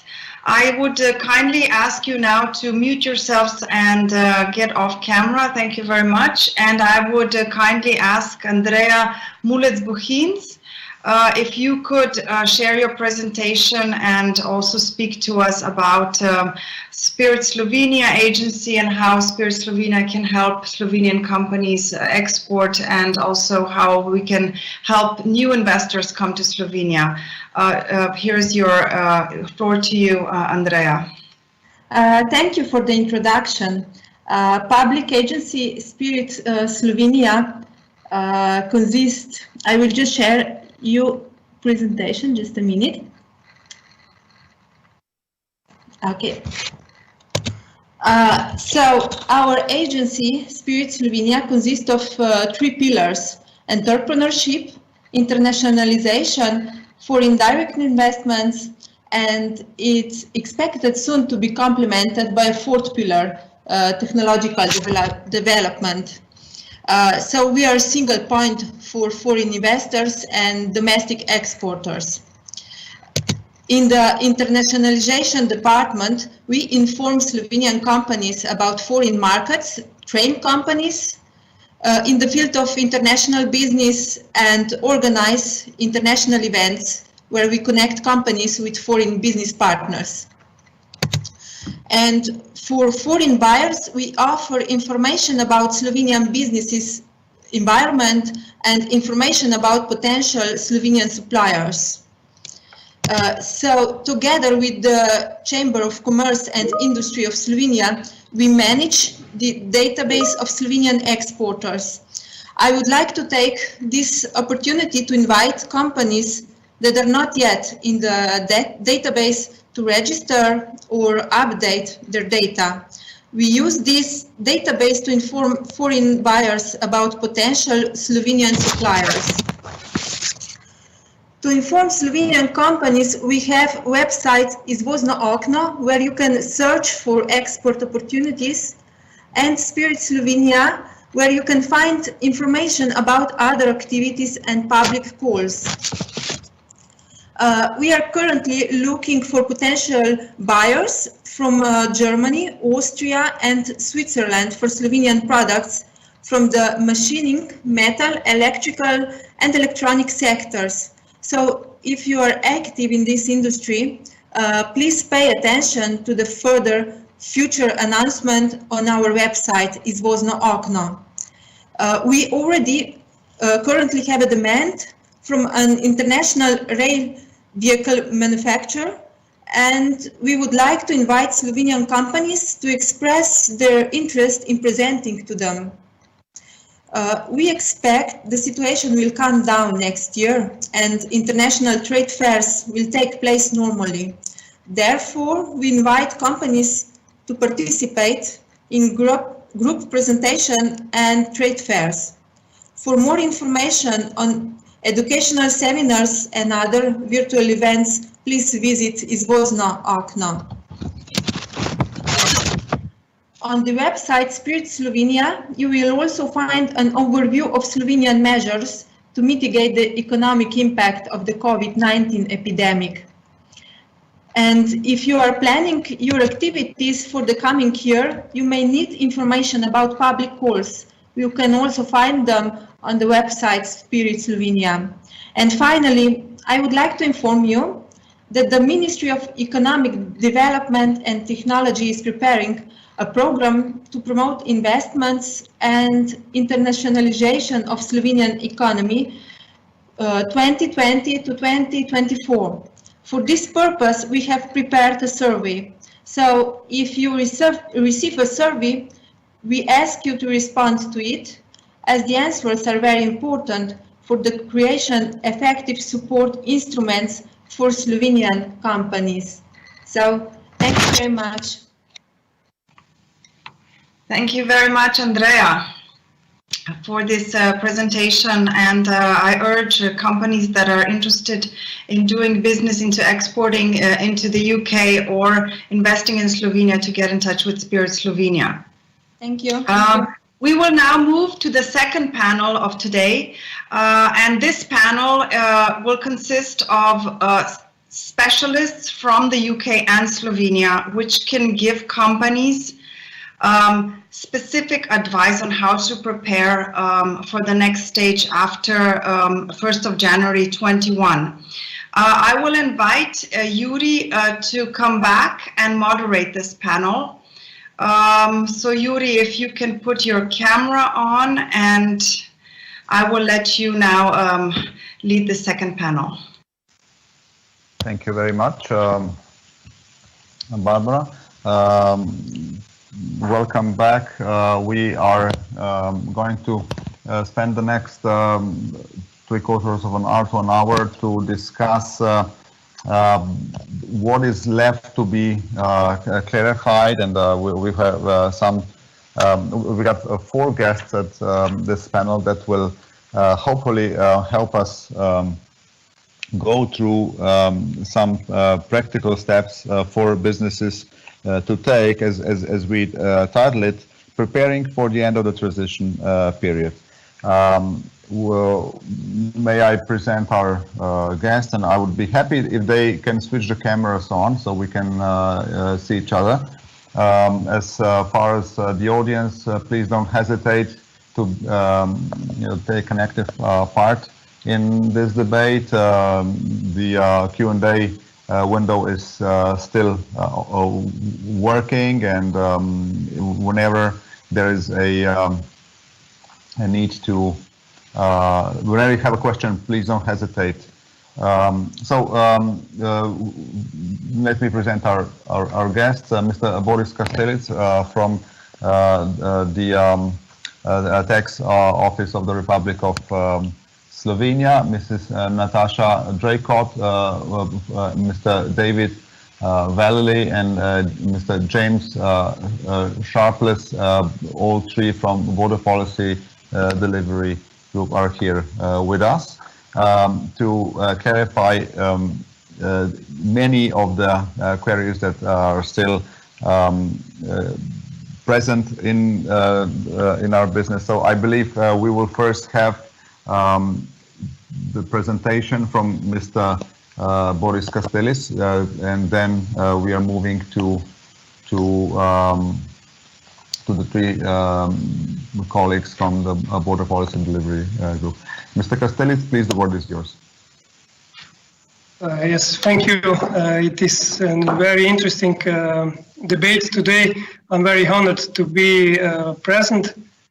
I'm coming actually from the customs part of our financial administration of Republic of Slovenia, not from the tax part, because from the 1st of January 2020, we all know that 2021, we all know that the goods that are moving between EU and UK will have to pass customs formalities. These customs formalities are something new. Until now, we have free area goods are on the internal market. There is no customs frontiers, no customs barriers. So there is no need to do some special customs procedures. But from 1st of January, customs formalities will have to be done. And this is certainly means some additional burden for companies, economic operators on both sides. This will, of course, take some time to do this procedure, and of course, this will cause also some additional expenses which are not today. These customs formalities will have to be done on the export and on the import side. If I'm maybe I will say a few words about export at the beginning and then later on the import side.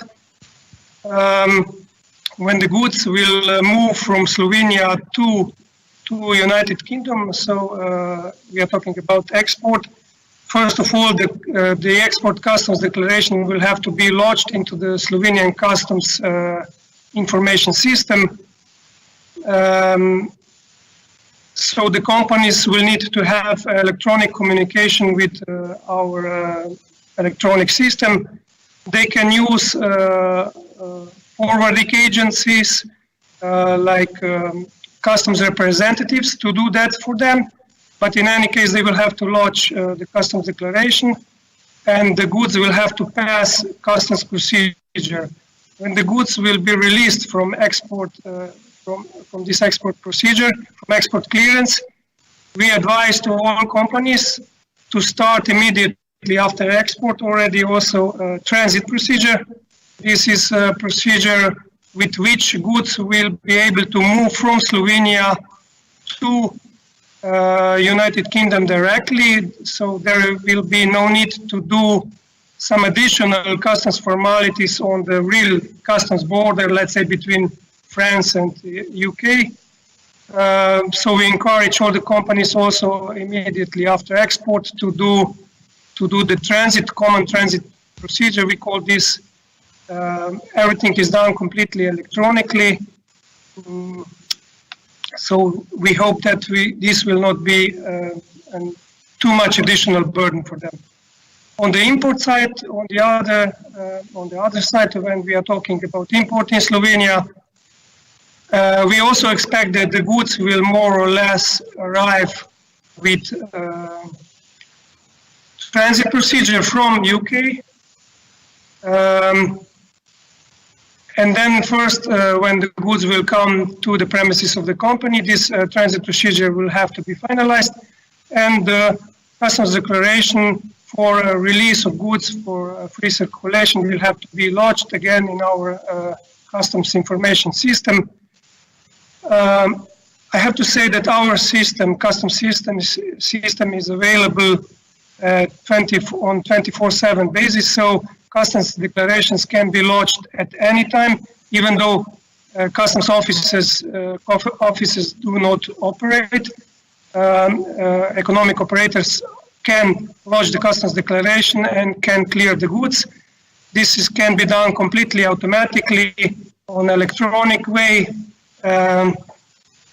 and process doesn't require any physical customs action.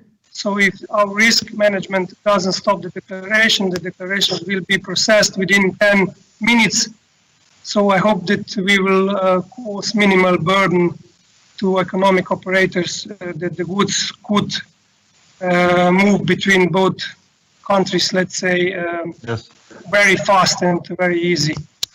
We also don't intend to implement any special customs controls, because today we are moving without customs controls, so it's not necessary to implement some additional controls tomorrow. We also hope that this free trade area agreement will become real, will be signed.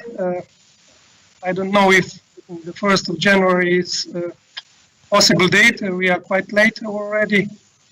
But in any case, even though we will have this free trade area agreement, this will mean that customs duty rates will be reduced or abolished, but still customs formalities will have to be done. So still customs declarations will have to be lodged, which is some administrative burden for companies. And of course, in this case, also proofs of origin will have to be issued together with consignments. Thank you. So this is very shortly and briefly how the procedure will be done. It is nothing new for the companies which are already dealing with customs procedures. They will just have to consider UK as a third country, as a non-EU country, and start to do customs procedure also for UK.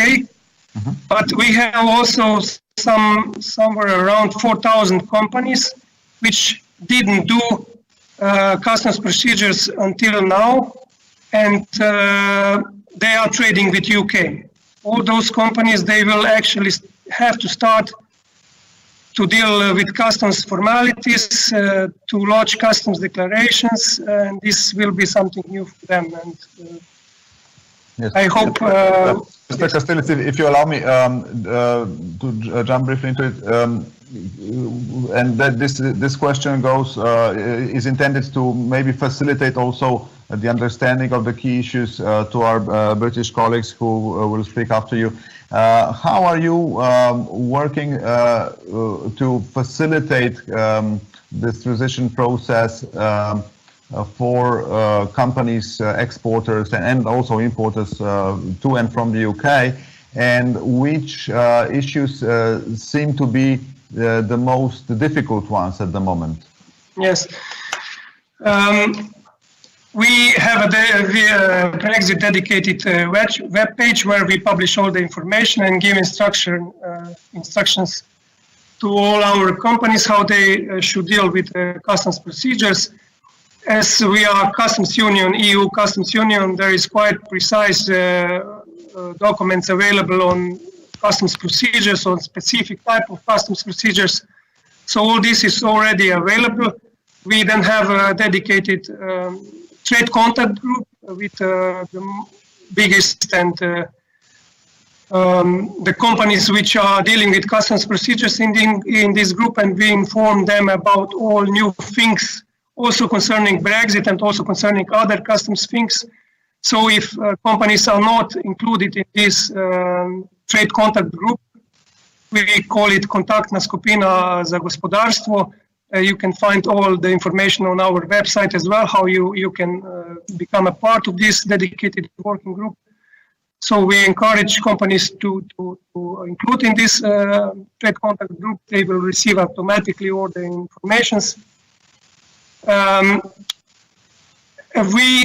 As I said, our IT system is available 24/7 basis. So there will be really minimum intervention done by customs, but the electronic customs declaration will have to be lodged by the company or by the representative of the company. The logistical process itself, we cannot simplify because we are not on the border, physical border between France and UK. That is something, I know that there are some solutions, and I hope that the next speakers from the UK, they will be able to present how this will be done on the border. But as I said, if the companies will use transit procedure done in the frame of Common Transit Convention, NCTS we call it here in Slovenia, if they will use that, I expect that there will be no formalities on the physical border between UK and France, let's say, for example, because this document which they will get in Slovenia will follow the goods from the company in Slovenia directly to the company in UK. So no additional formalities are actually needed. But how the flow, how the possible check on this physical border will be done, this is something what France and UK are thinking about, and I hope that the next speakers can say a few words more about that. Thank you very much. Thank you, very useful. I believe particularly useful for our upcoming speakers who I'm sure will be able to help us out in some of these cases. I would like to pass the word to Mrs. Natasha Draycott, Mr. David Vallely, and to Mr. James Sharpless. I think that Mrs. Draycott will take over. Is that correct? Please, the word is yours.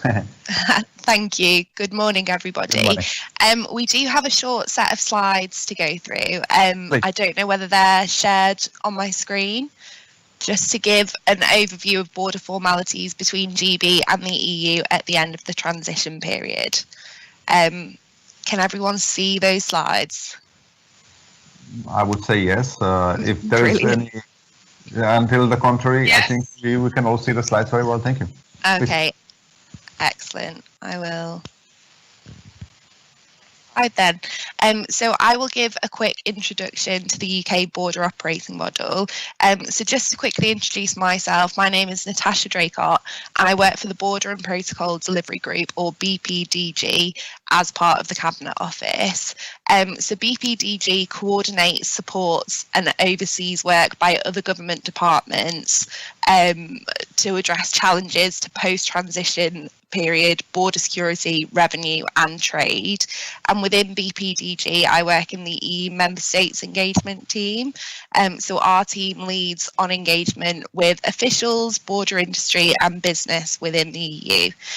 So I'm joined today by colleagues from Her Majesty's Revenue and Customs, that's David, so he'll introduce himself later, and also my colleague James Sharples from DEFRA. He's having some trouble dialing in, so I may have to give his part of the presentation, but hopefully he'll be able to answer Q&A.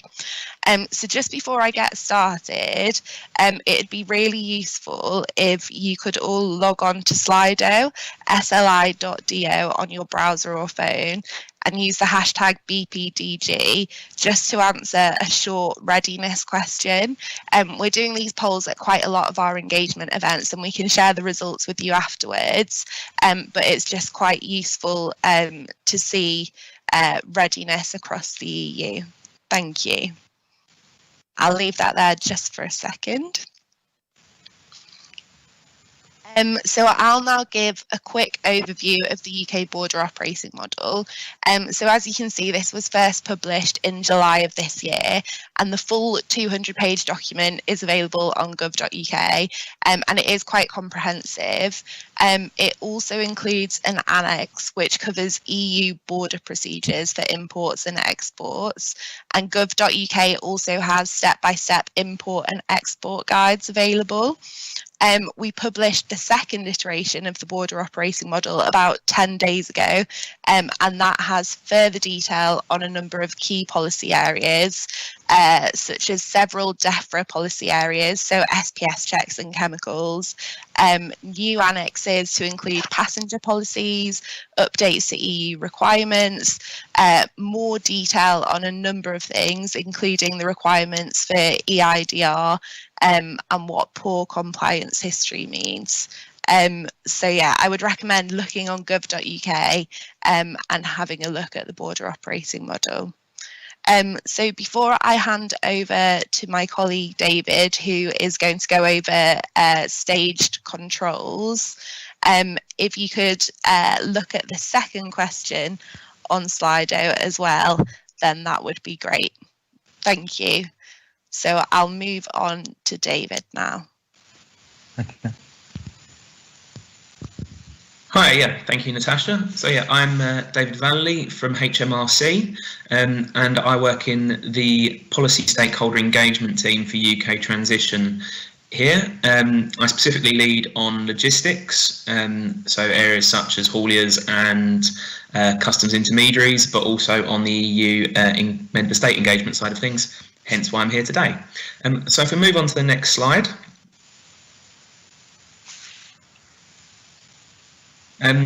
So I'm going to talk you through today kind of three key elements almost.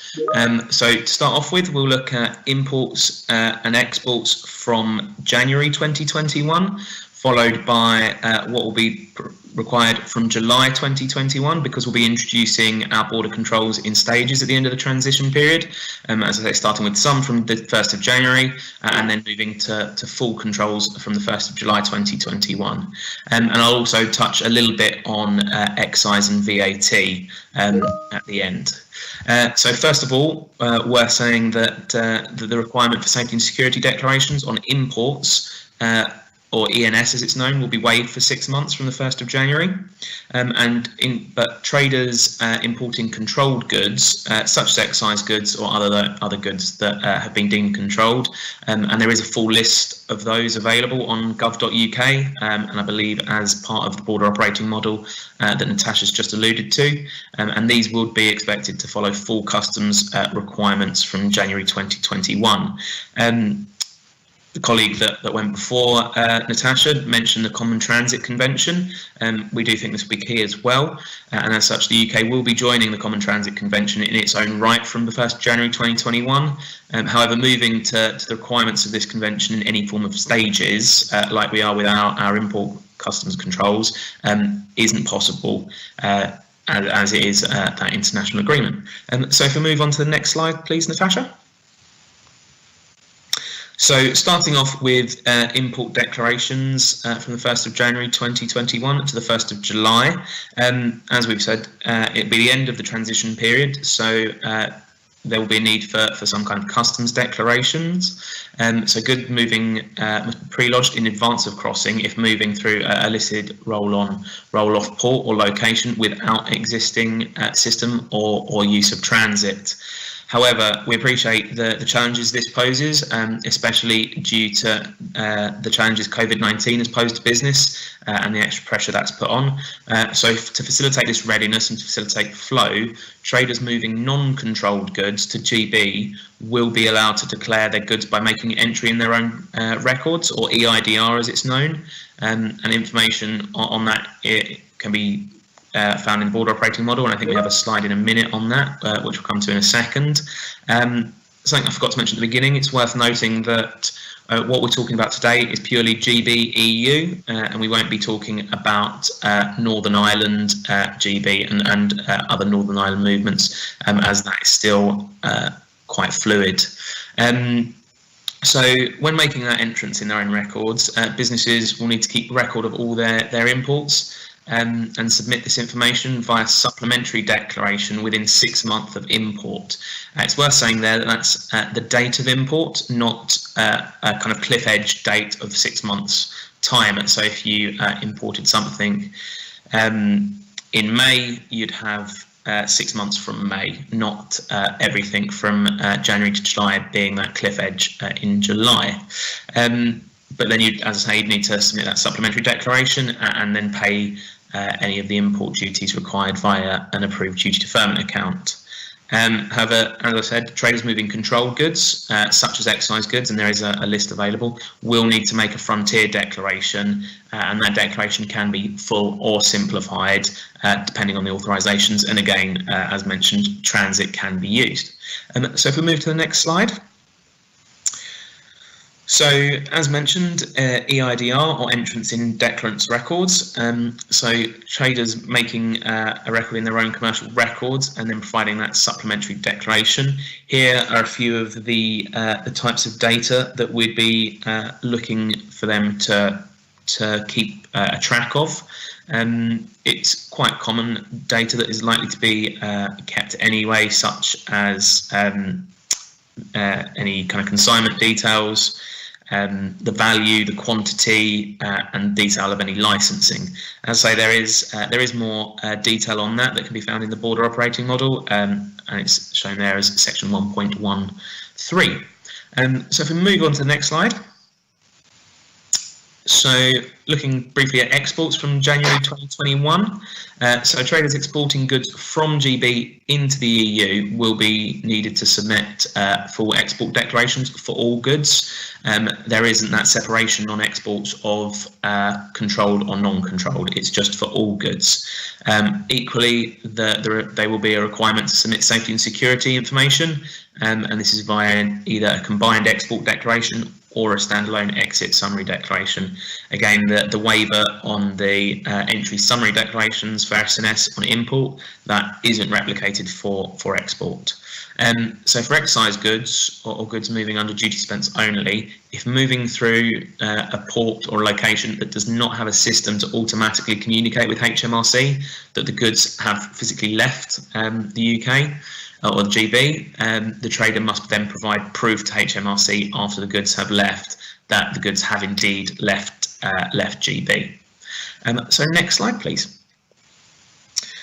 So that was covering off the staged introduction of customs controls. So that was the first stage from January to July, and then from July we'd move to full customs controls.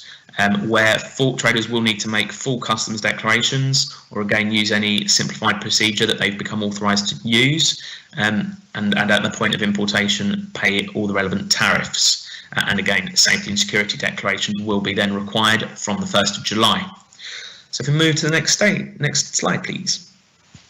So to facilitate this control, border locations can either use the temporary storage model, or what you may have heard of is the new pre-lodgement model that's being developed, and this has been developed as an alternative, as we appreciate the existing temporary storage regime that's used at rest of world ports is not necessarily appropriate or able to be implemented at all border locations if they don't have the necessary space to do so, or the infrastructure to operate that temporary storage regime.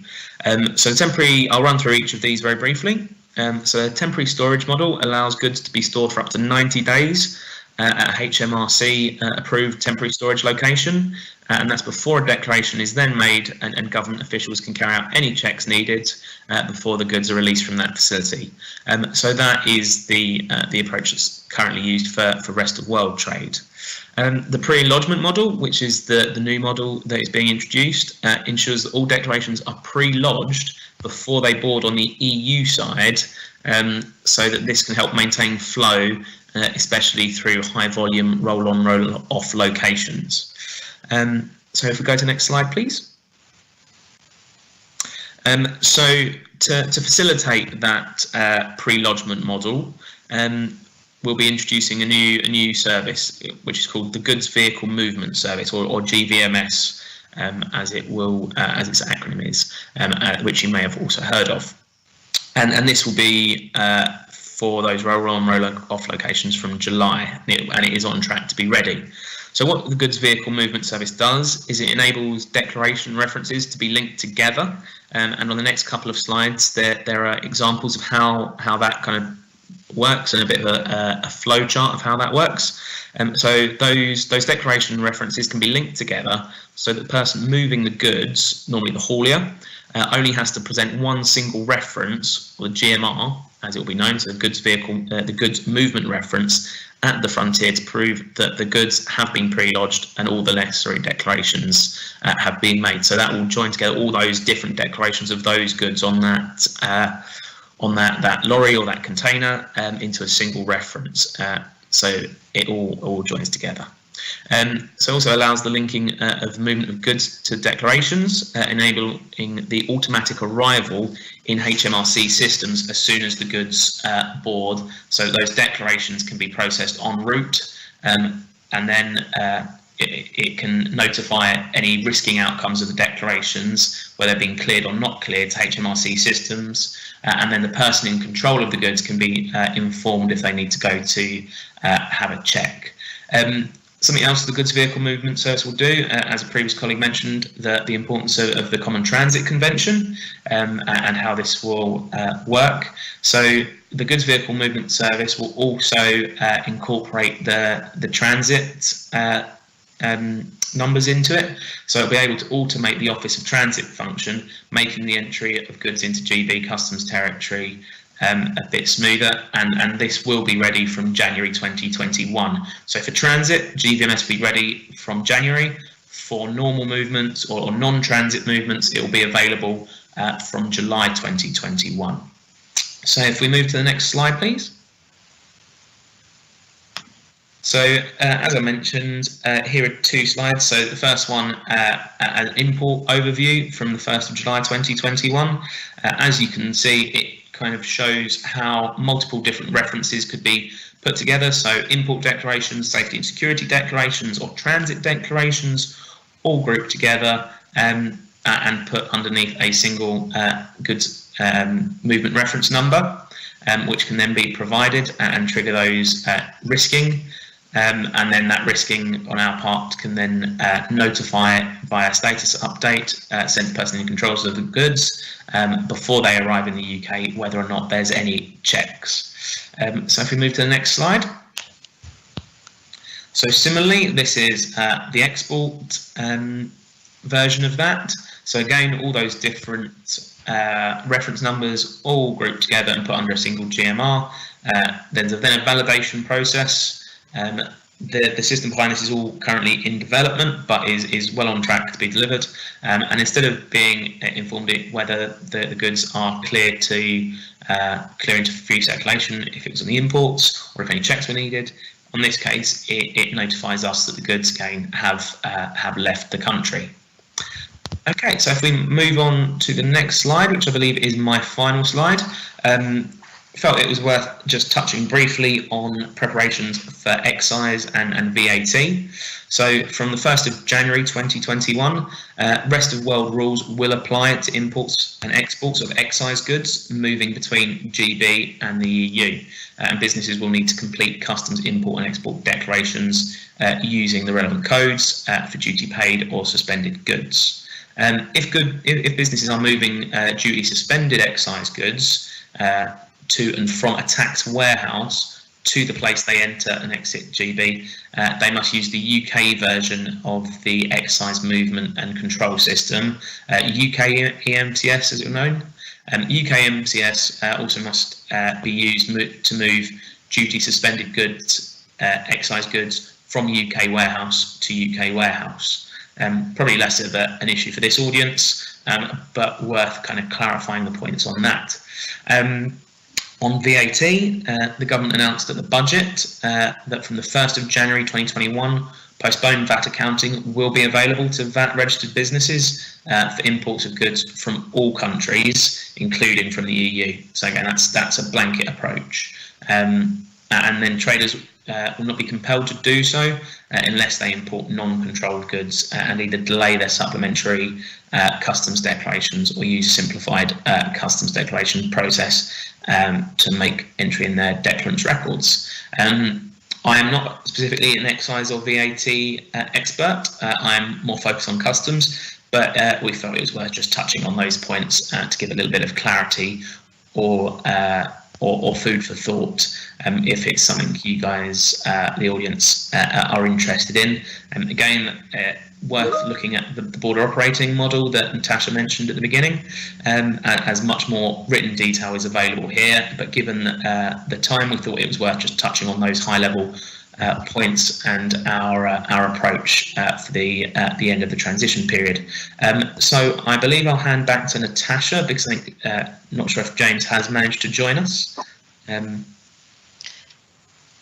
Yeah, I'll just take over from here because I don't think James has managed to access the IT.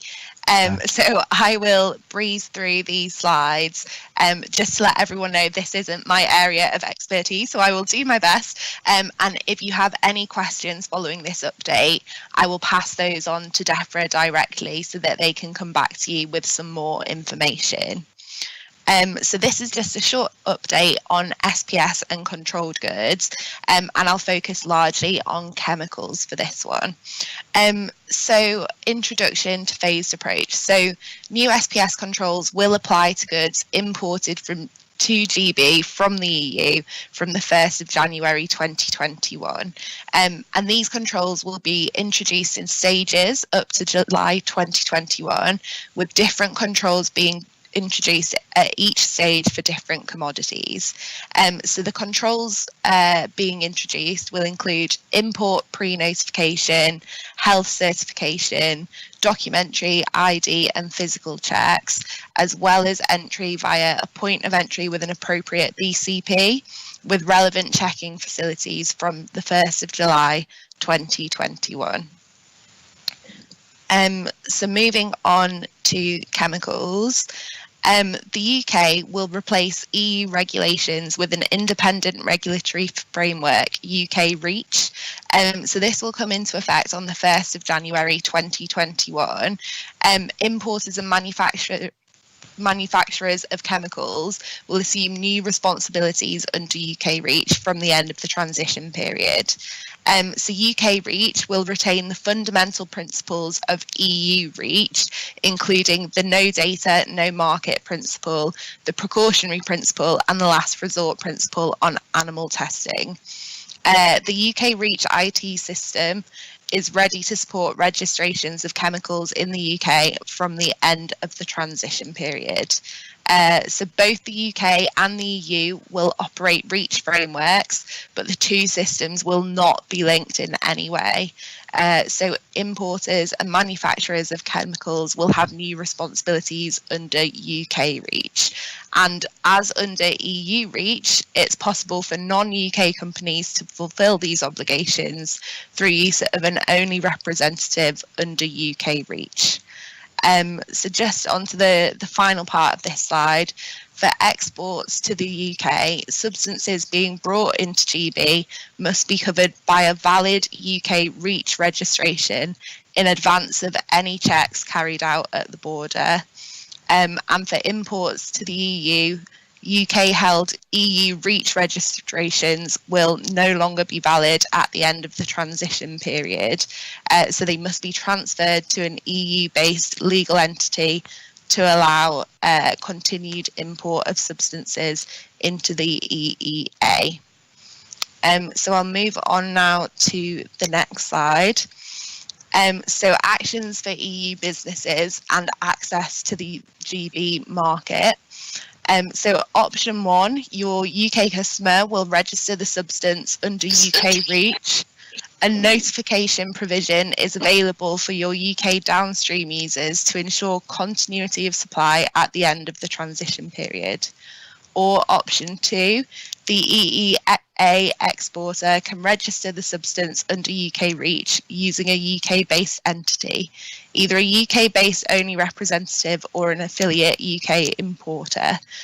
So your UK downstream users may make use of the notification process to ensure compliance in the interim between the end of the transition period and registration obligations being taken up by your UK-based entity. So if the EEA exporter takes on registration obligations via a UK-based entity, their UK customers will retain their downstream users status. So the UK already has in place some of the highest environmental standards in the world, and the UK is a member of international agreements, and we will continue to uphold our international commitments. So both the UK and the EU should be confident that the UK will maintain high regulatory environmental standards now that we have left the EU. So that was a quick whiz through chemicals on the DEFRA side. And I think that brings us to the end of our presentation. We did have a few questions through in advance, which we have prepared answers for. So would you like me to dive straight into those, or? Thank you very much, above all, to both of you. Of course, also to James, who was not able to join. This was very condensed information. I'm sure very useful. Before we go into the questions, my first question would be, are these slides going to be available to all the participants? Yes, we realised there was quite a lot of information there. One of the reasons why we put so much information on the slides is so that we can send it out afterwards, so that people have a bit more time to digest everything. Exactly, that's what that's the first useful thing to ask, and then certainly, I mean, if you have some hands-on answers to the questions you received, please let's just go ahead. And then I've collected a few more, so let's proceed as you have proposed, please. Great. So I'm hoping that we've covered parts of some of these questions as part of the presentation. But the first question was asking about tariffs and what duties will be incurred. So I've given the most up-to-date links there so that people can check tariffs and commodity codes. I also added in a question about wooden pallets, because that's a question that's asked quite often. So just to say that pallets will need to be fully compliant with ISPM 15 at the end of the transition period. I'll move on to the next question. So again, a tariffs question. And import procedures, I hope that we have covered already, but this also asked about potential delays at the border. So just to say that Operation Brock is under consultation, which you may remember from last year. So this is the traffic management plan in Kent. And also just to say that for January 2021, we're planning to use a gov.uk web service, which will have sort of a border readiness check for outbound GB EU freight. So those trucks that are using that service will be able to self-certify that the vehicle is border ready, and they will need to have that sort of green light pass to be able to enter Kent, which is where we expect the most volume of traffic to be. So again, just to clarify that this is for GB to EU movements only. This won't apply for EU to GB. So there's a bit more information on that slide, which I will leave you to read over in your own time, but hopefully that provides a good overview. And then the final question that we had in advance of the webinar was, I'm the owner of the UK-based company, which is dormant at the moment. What does Brexit mean for the future of companies registered in the UK with the company owners from abroad? So basically, the first sentence is the short answer. So a person or business needs to be established in the UK in order to be able to meet a number of customs rules. So for example, applying for special procedures, features and simplifications. And then there's a bit more information there about what established in the UK means, and a couple of links for people to follow to find out some more information about that. So I think they were all the questions that we'd had in advance. So happy to move on to any others. Thank you very much, Natasha. This was really very carefully prepared, and certainly it will be a good reference for our audience and for the British Slovenian Chamber of Commerce members all together. May we just move back to this last question, because I understand that it was quite a broad one. Actually, I believe this person is asking, is anything going to change generally for companies that were established by natural or legal persons coming from the outside of the UK? And I believe a general question is nothing will change in principle, but these companies will fall within a different customs regime, of course. Looking from both sides, inside out and outside in.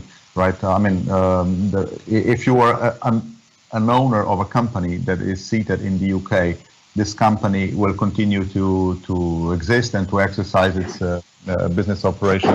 Or if it's dormant, it continues to be dormant. It is not going to be, let's say, erased from the register, I believe. Are my assumptions correct?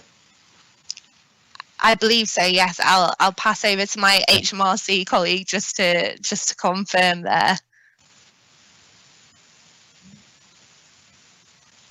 Oh. Sorry, can you repeat the question a bit? My network's going a little bit funny. Yeah. Maybe if we move back to the last slide, I understood the question was quite general, and the question was, I'm the owner of a UK-based company which is dormant at the moment. What does Brexit mean to the future of companies registered in the UK with the company owners from abroad? Certainly, these companies have to respect the new customs regime and potentially other regulations that change with the Brexit. But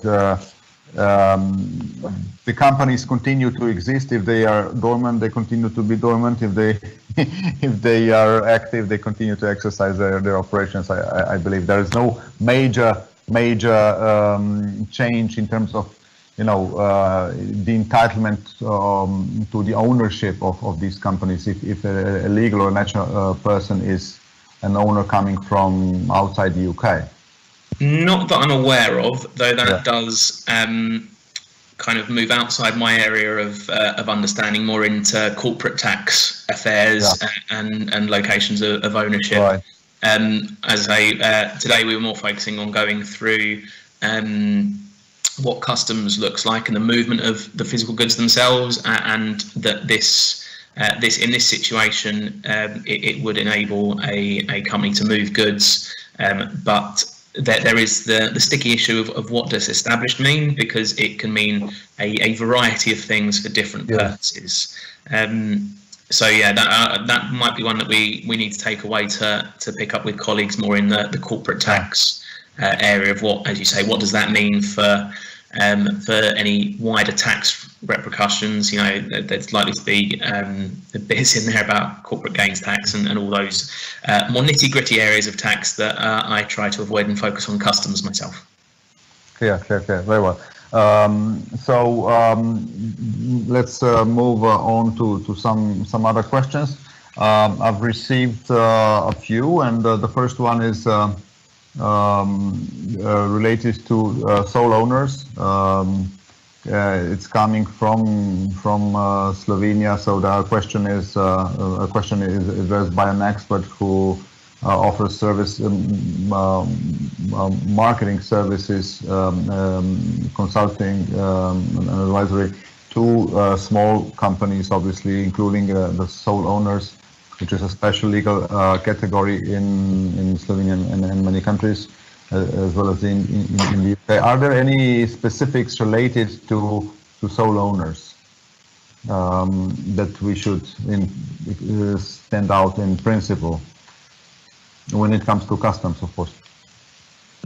Well, by the sounds of it, customs won't have a big part with that particular business because they're dealing in services rather than the physical movement of goods. So again, not particularly one I can answer, as the aim of today was that the issues around the physical movement of the goods and the required customs formalities. Right. So sole owners in many, can of course be engaged in very many different services, but one such category could be, for example, specific advisory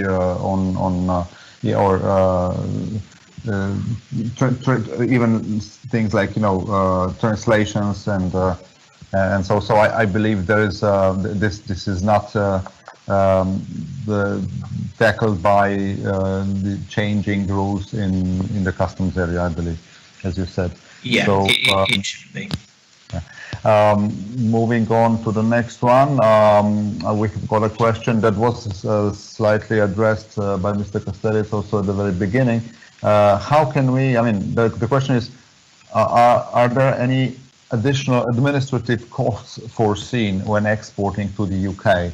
I believe, from everything what you all have said, it's clear that there are procedures coming in place that were not there before, and these are certainly associated with some costs. And in a broader term, in terms of time, in terms of resources needed to manage them, but perhaps there are also costs involved in a narrow sense, in a sense that such procedures may actually impose additional costs on exporters or even importers. Could you please give us maybe a few more details on this?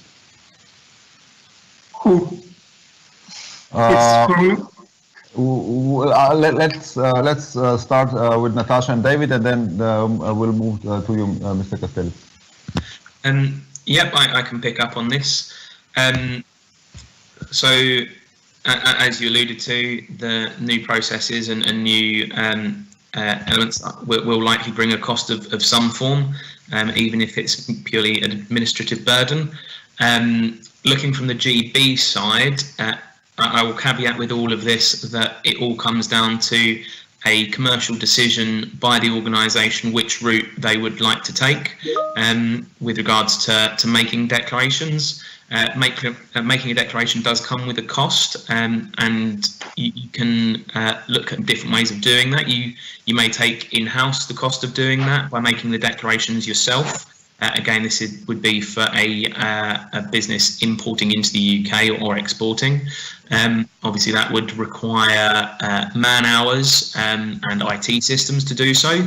Obviously, a cost. Also, what we are looking at, and what with the rest of world trade at the moment, the vast majority of people use a customs intermediary. So whether that is a freight forwarder or a customs agent or a fast parcel operator, that does an end-to-end service for you, obviously they will charge for that service. But as you alluded to, with any additional process or burden, there is likely to be a cost. But what that cost is and who to and how you bear it will be a commercial decision. For example, many of you may do deliveries duty paid, where you'll need to look at your INCO terms, those international terms and conditions. So that's a long way of saying yes, there will likely be additional costs, but what they are is down to the individual circumstances. The value of the goods being moved, the volume of the goods being moved, and even down to the route the goods being moved through. Right, thank you for this. Mr. Kastelec, please. Yes, thank you. It's very similar as Mr. David said on the side of UK. Also on the side of Slovenia, maybe first I have to say that we didn't do any new procedures due to Brexit. We are just adapting already existing procedures. As I said, everything is done already now electronically, completely automatically. processing of declarations is done within 10 minutes. So we did not adapt any new procedures. We also have entry into companies' records already for several years. So companies can use that, but it's true, if you never dealt with customs procedures, you have to learn that, and you have to get the authorization to use this kind of simplifications. So there are two options. If you do that by yourself, I assume that big companies which already dealt with customs will do also this part for UK as well by themselves now. They will just consider UK as a third country and start to do declarations also for trade with UK. But on the other side, there are companies which didn't deal with customs until now. I assume maybe in Slovenia it's a specific situation. So we have small economic operators. They will not have people to deal with that, to learn these procedures. Maybe it's better to hire customs representative, people who already do that, who have IT equipment already communicating with customs completely electronically, and who are able to send these declarations to customs already now, and they are doing that now for other companies. I think an expense for export declaration, if we are talking about one declaration, is around €40. It is something. If you have a lot of declarations, this is additional expense.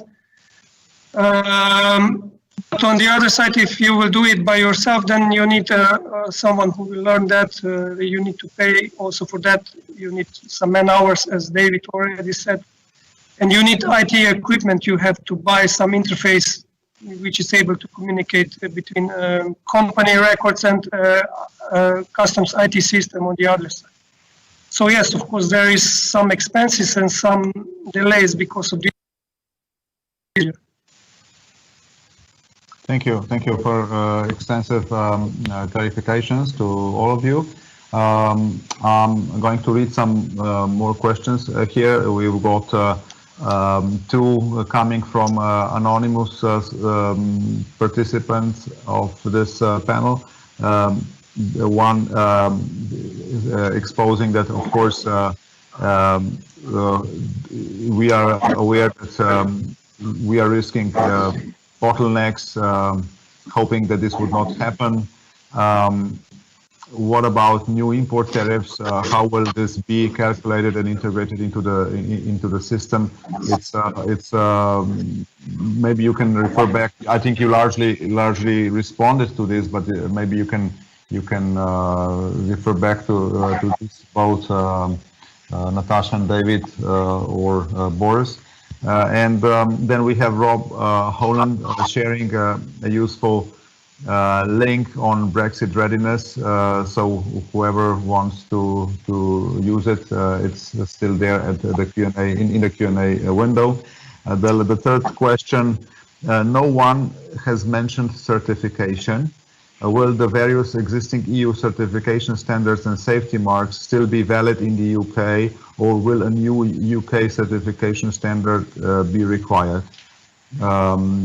So we can go from Natasha to David and then to Boris first on tariffs. I cannot interpret any better what it means. How what about the new import tariffs and how this will be calculated. I believe we largely reply to that. Maybe you can answer this better than that, but then yep. I'm happy to come in on the first part of that question with regards to potential bottlenecks. So that's exactly why we have developed that pre-lodgement model that I was talking about, and the goods vehicle movement system, goods vehicle movement service, is to encourage that flow and prevent that bottleneck by making sure anything has the necessary declarations before it boards on the EU side, so then it flows nicely through the majority of goods. Only those that need to be checked will be told to do so. On the new import tariffs, I think we have kind of covered that off earlier around, there are ongoing negotiations around a free trade agreement that we're not able to really discuss at the moment, and until that's clearer, we'll have to have a look at that at kind of a bit of a later date. But I can see that Natasha has kindly put up the Trade Tariff Service website, which I think should, as you say, answer elements of that secondary part of the question. Thank you. Very well. Anything else on your side, Mr. Kastelec? Yes, I can just say from our perspective, there will be no additional tariffs for UK. The customs tariff, which is valid, is an EU customs tariff, and it will become valid also for UK from the 1st of January 2021. So the same duties as they are for, I don't know, Turkey, China, whatever, will be as well for UK. But in case we will have a free trade area agreement, then those custom duties will be further reduced. Usually with free trade area agreements, all the customs duties for industrial products about Chapter 25 of combined nomenclature are free of duties, so there is no customs duties.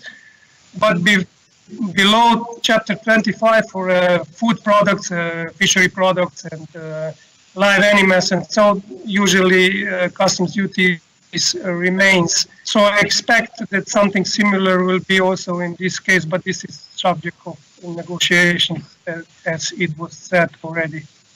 Thank you. Concerning the bottlenecks, I can only say that we don't expect bottlenecks in Slovenia. Bottlenecks could happen, of course, on the border between UK and, let's say, EU physical border. Hopefully not. There are some solutions, as we heard. We expect around 4% of increase in customs volume in a sense of customs declarations due to Brexit. So this is not a lot on our side. We can manage that with our system, but we can expect a lot more declarations on the side of e-commerce, on the side of fast couriers, on the side of national posts, because UK was a really strong entry point for e-commerce for the whole Europe. So it will be interesting to see how these patterns of trade will now move, whether those declarations will now come to Slovenia and will be cleared in Slovenia. This could increase our volume for clearance up to 60% if we are talking about e-commerce, and this is quite a lot. But again, I think we will be able to manage that because everything is done electronically as well. Okay. Maybe the last question. Please, Natasha. I was going to say, if I can just jump in on the licenses and certificates question, which I believe was the last one. That was last time, yes. Please. Yeah, so I can see that my colleague James has provided the link for the licenses and certificates that you will need. But I also don't know whether the question refers to the CE marking. So the UK will be using the UK CA, so the UK Conformity Assessment marking, and that will be in use from the 1st of January 2021. So all products can use that marking from the 1st of January 2021, but there will be a sort of grace period where the CE marking can also be used for most products, and that will end on the 1st of January 2022. So just to add to that question as well. So hopefully we've covered it from all angles now. Yeah, thank you so much. Anything else to add? Maybe on your side, Mr. Kastelec? The CE marking where it's needed, let's say for electrical equipment or machinery or whatever, these requirements stay the same as they are now for third countries. So if the imported goods need to be certificated, then they need to have the CE mark on them, and there must be also accompanied by instructions how to use those equipment. This instruction needs to be in Slovenian language in our case. Yes. This is what I can say. It's similar as today. Yes, to Natasha and David, do you expect this first of all, how long will this grace period be valid and be extended, and do you expect that companies will have any problems by in this field to acquire the new certification? How is this managed? Could you please maybe give us a little bit more, a broader picture on the certification?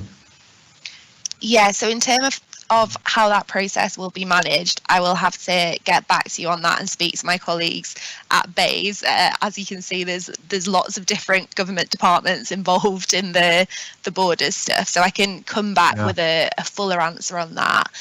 In terms of the grace period, we are giving a full year from the end of the transition period.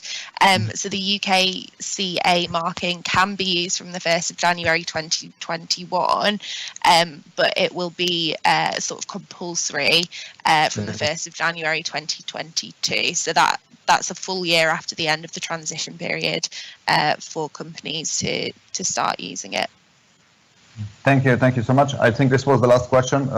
Willingly or not, we are out of time, and I believe there would be more questions. If we had more time, we'd be happy to go on. Thank you very much for very thorough preparation, for the information you shared. I believe your slides and additional links and additional questions may always be answered also through the British Slovenian Chamber of Commerce. This is all from this panel. I thank you all for your attention, for good questions, and to all the panelists, many thanks for their contributions. And here I'm turning the word back to Barbara, please. Thank you so much, dear panelists, for this great detailed information for exporters. Thank you, Yuri, for this moderation, and thank you everyone for watching us. We will be sending this document in a thank you email, including a live recording of the event, which you will be able to watch on YouTube if you wish.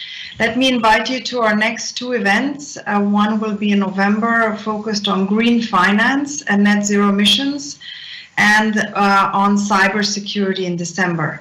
Thank you, everyone. Stay healthy, stay safe, and hope to see you soon. Bye-bye. Bye-bye. Thank you very much. Bye. Thank you.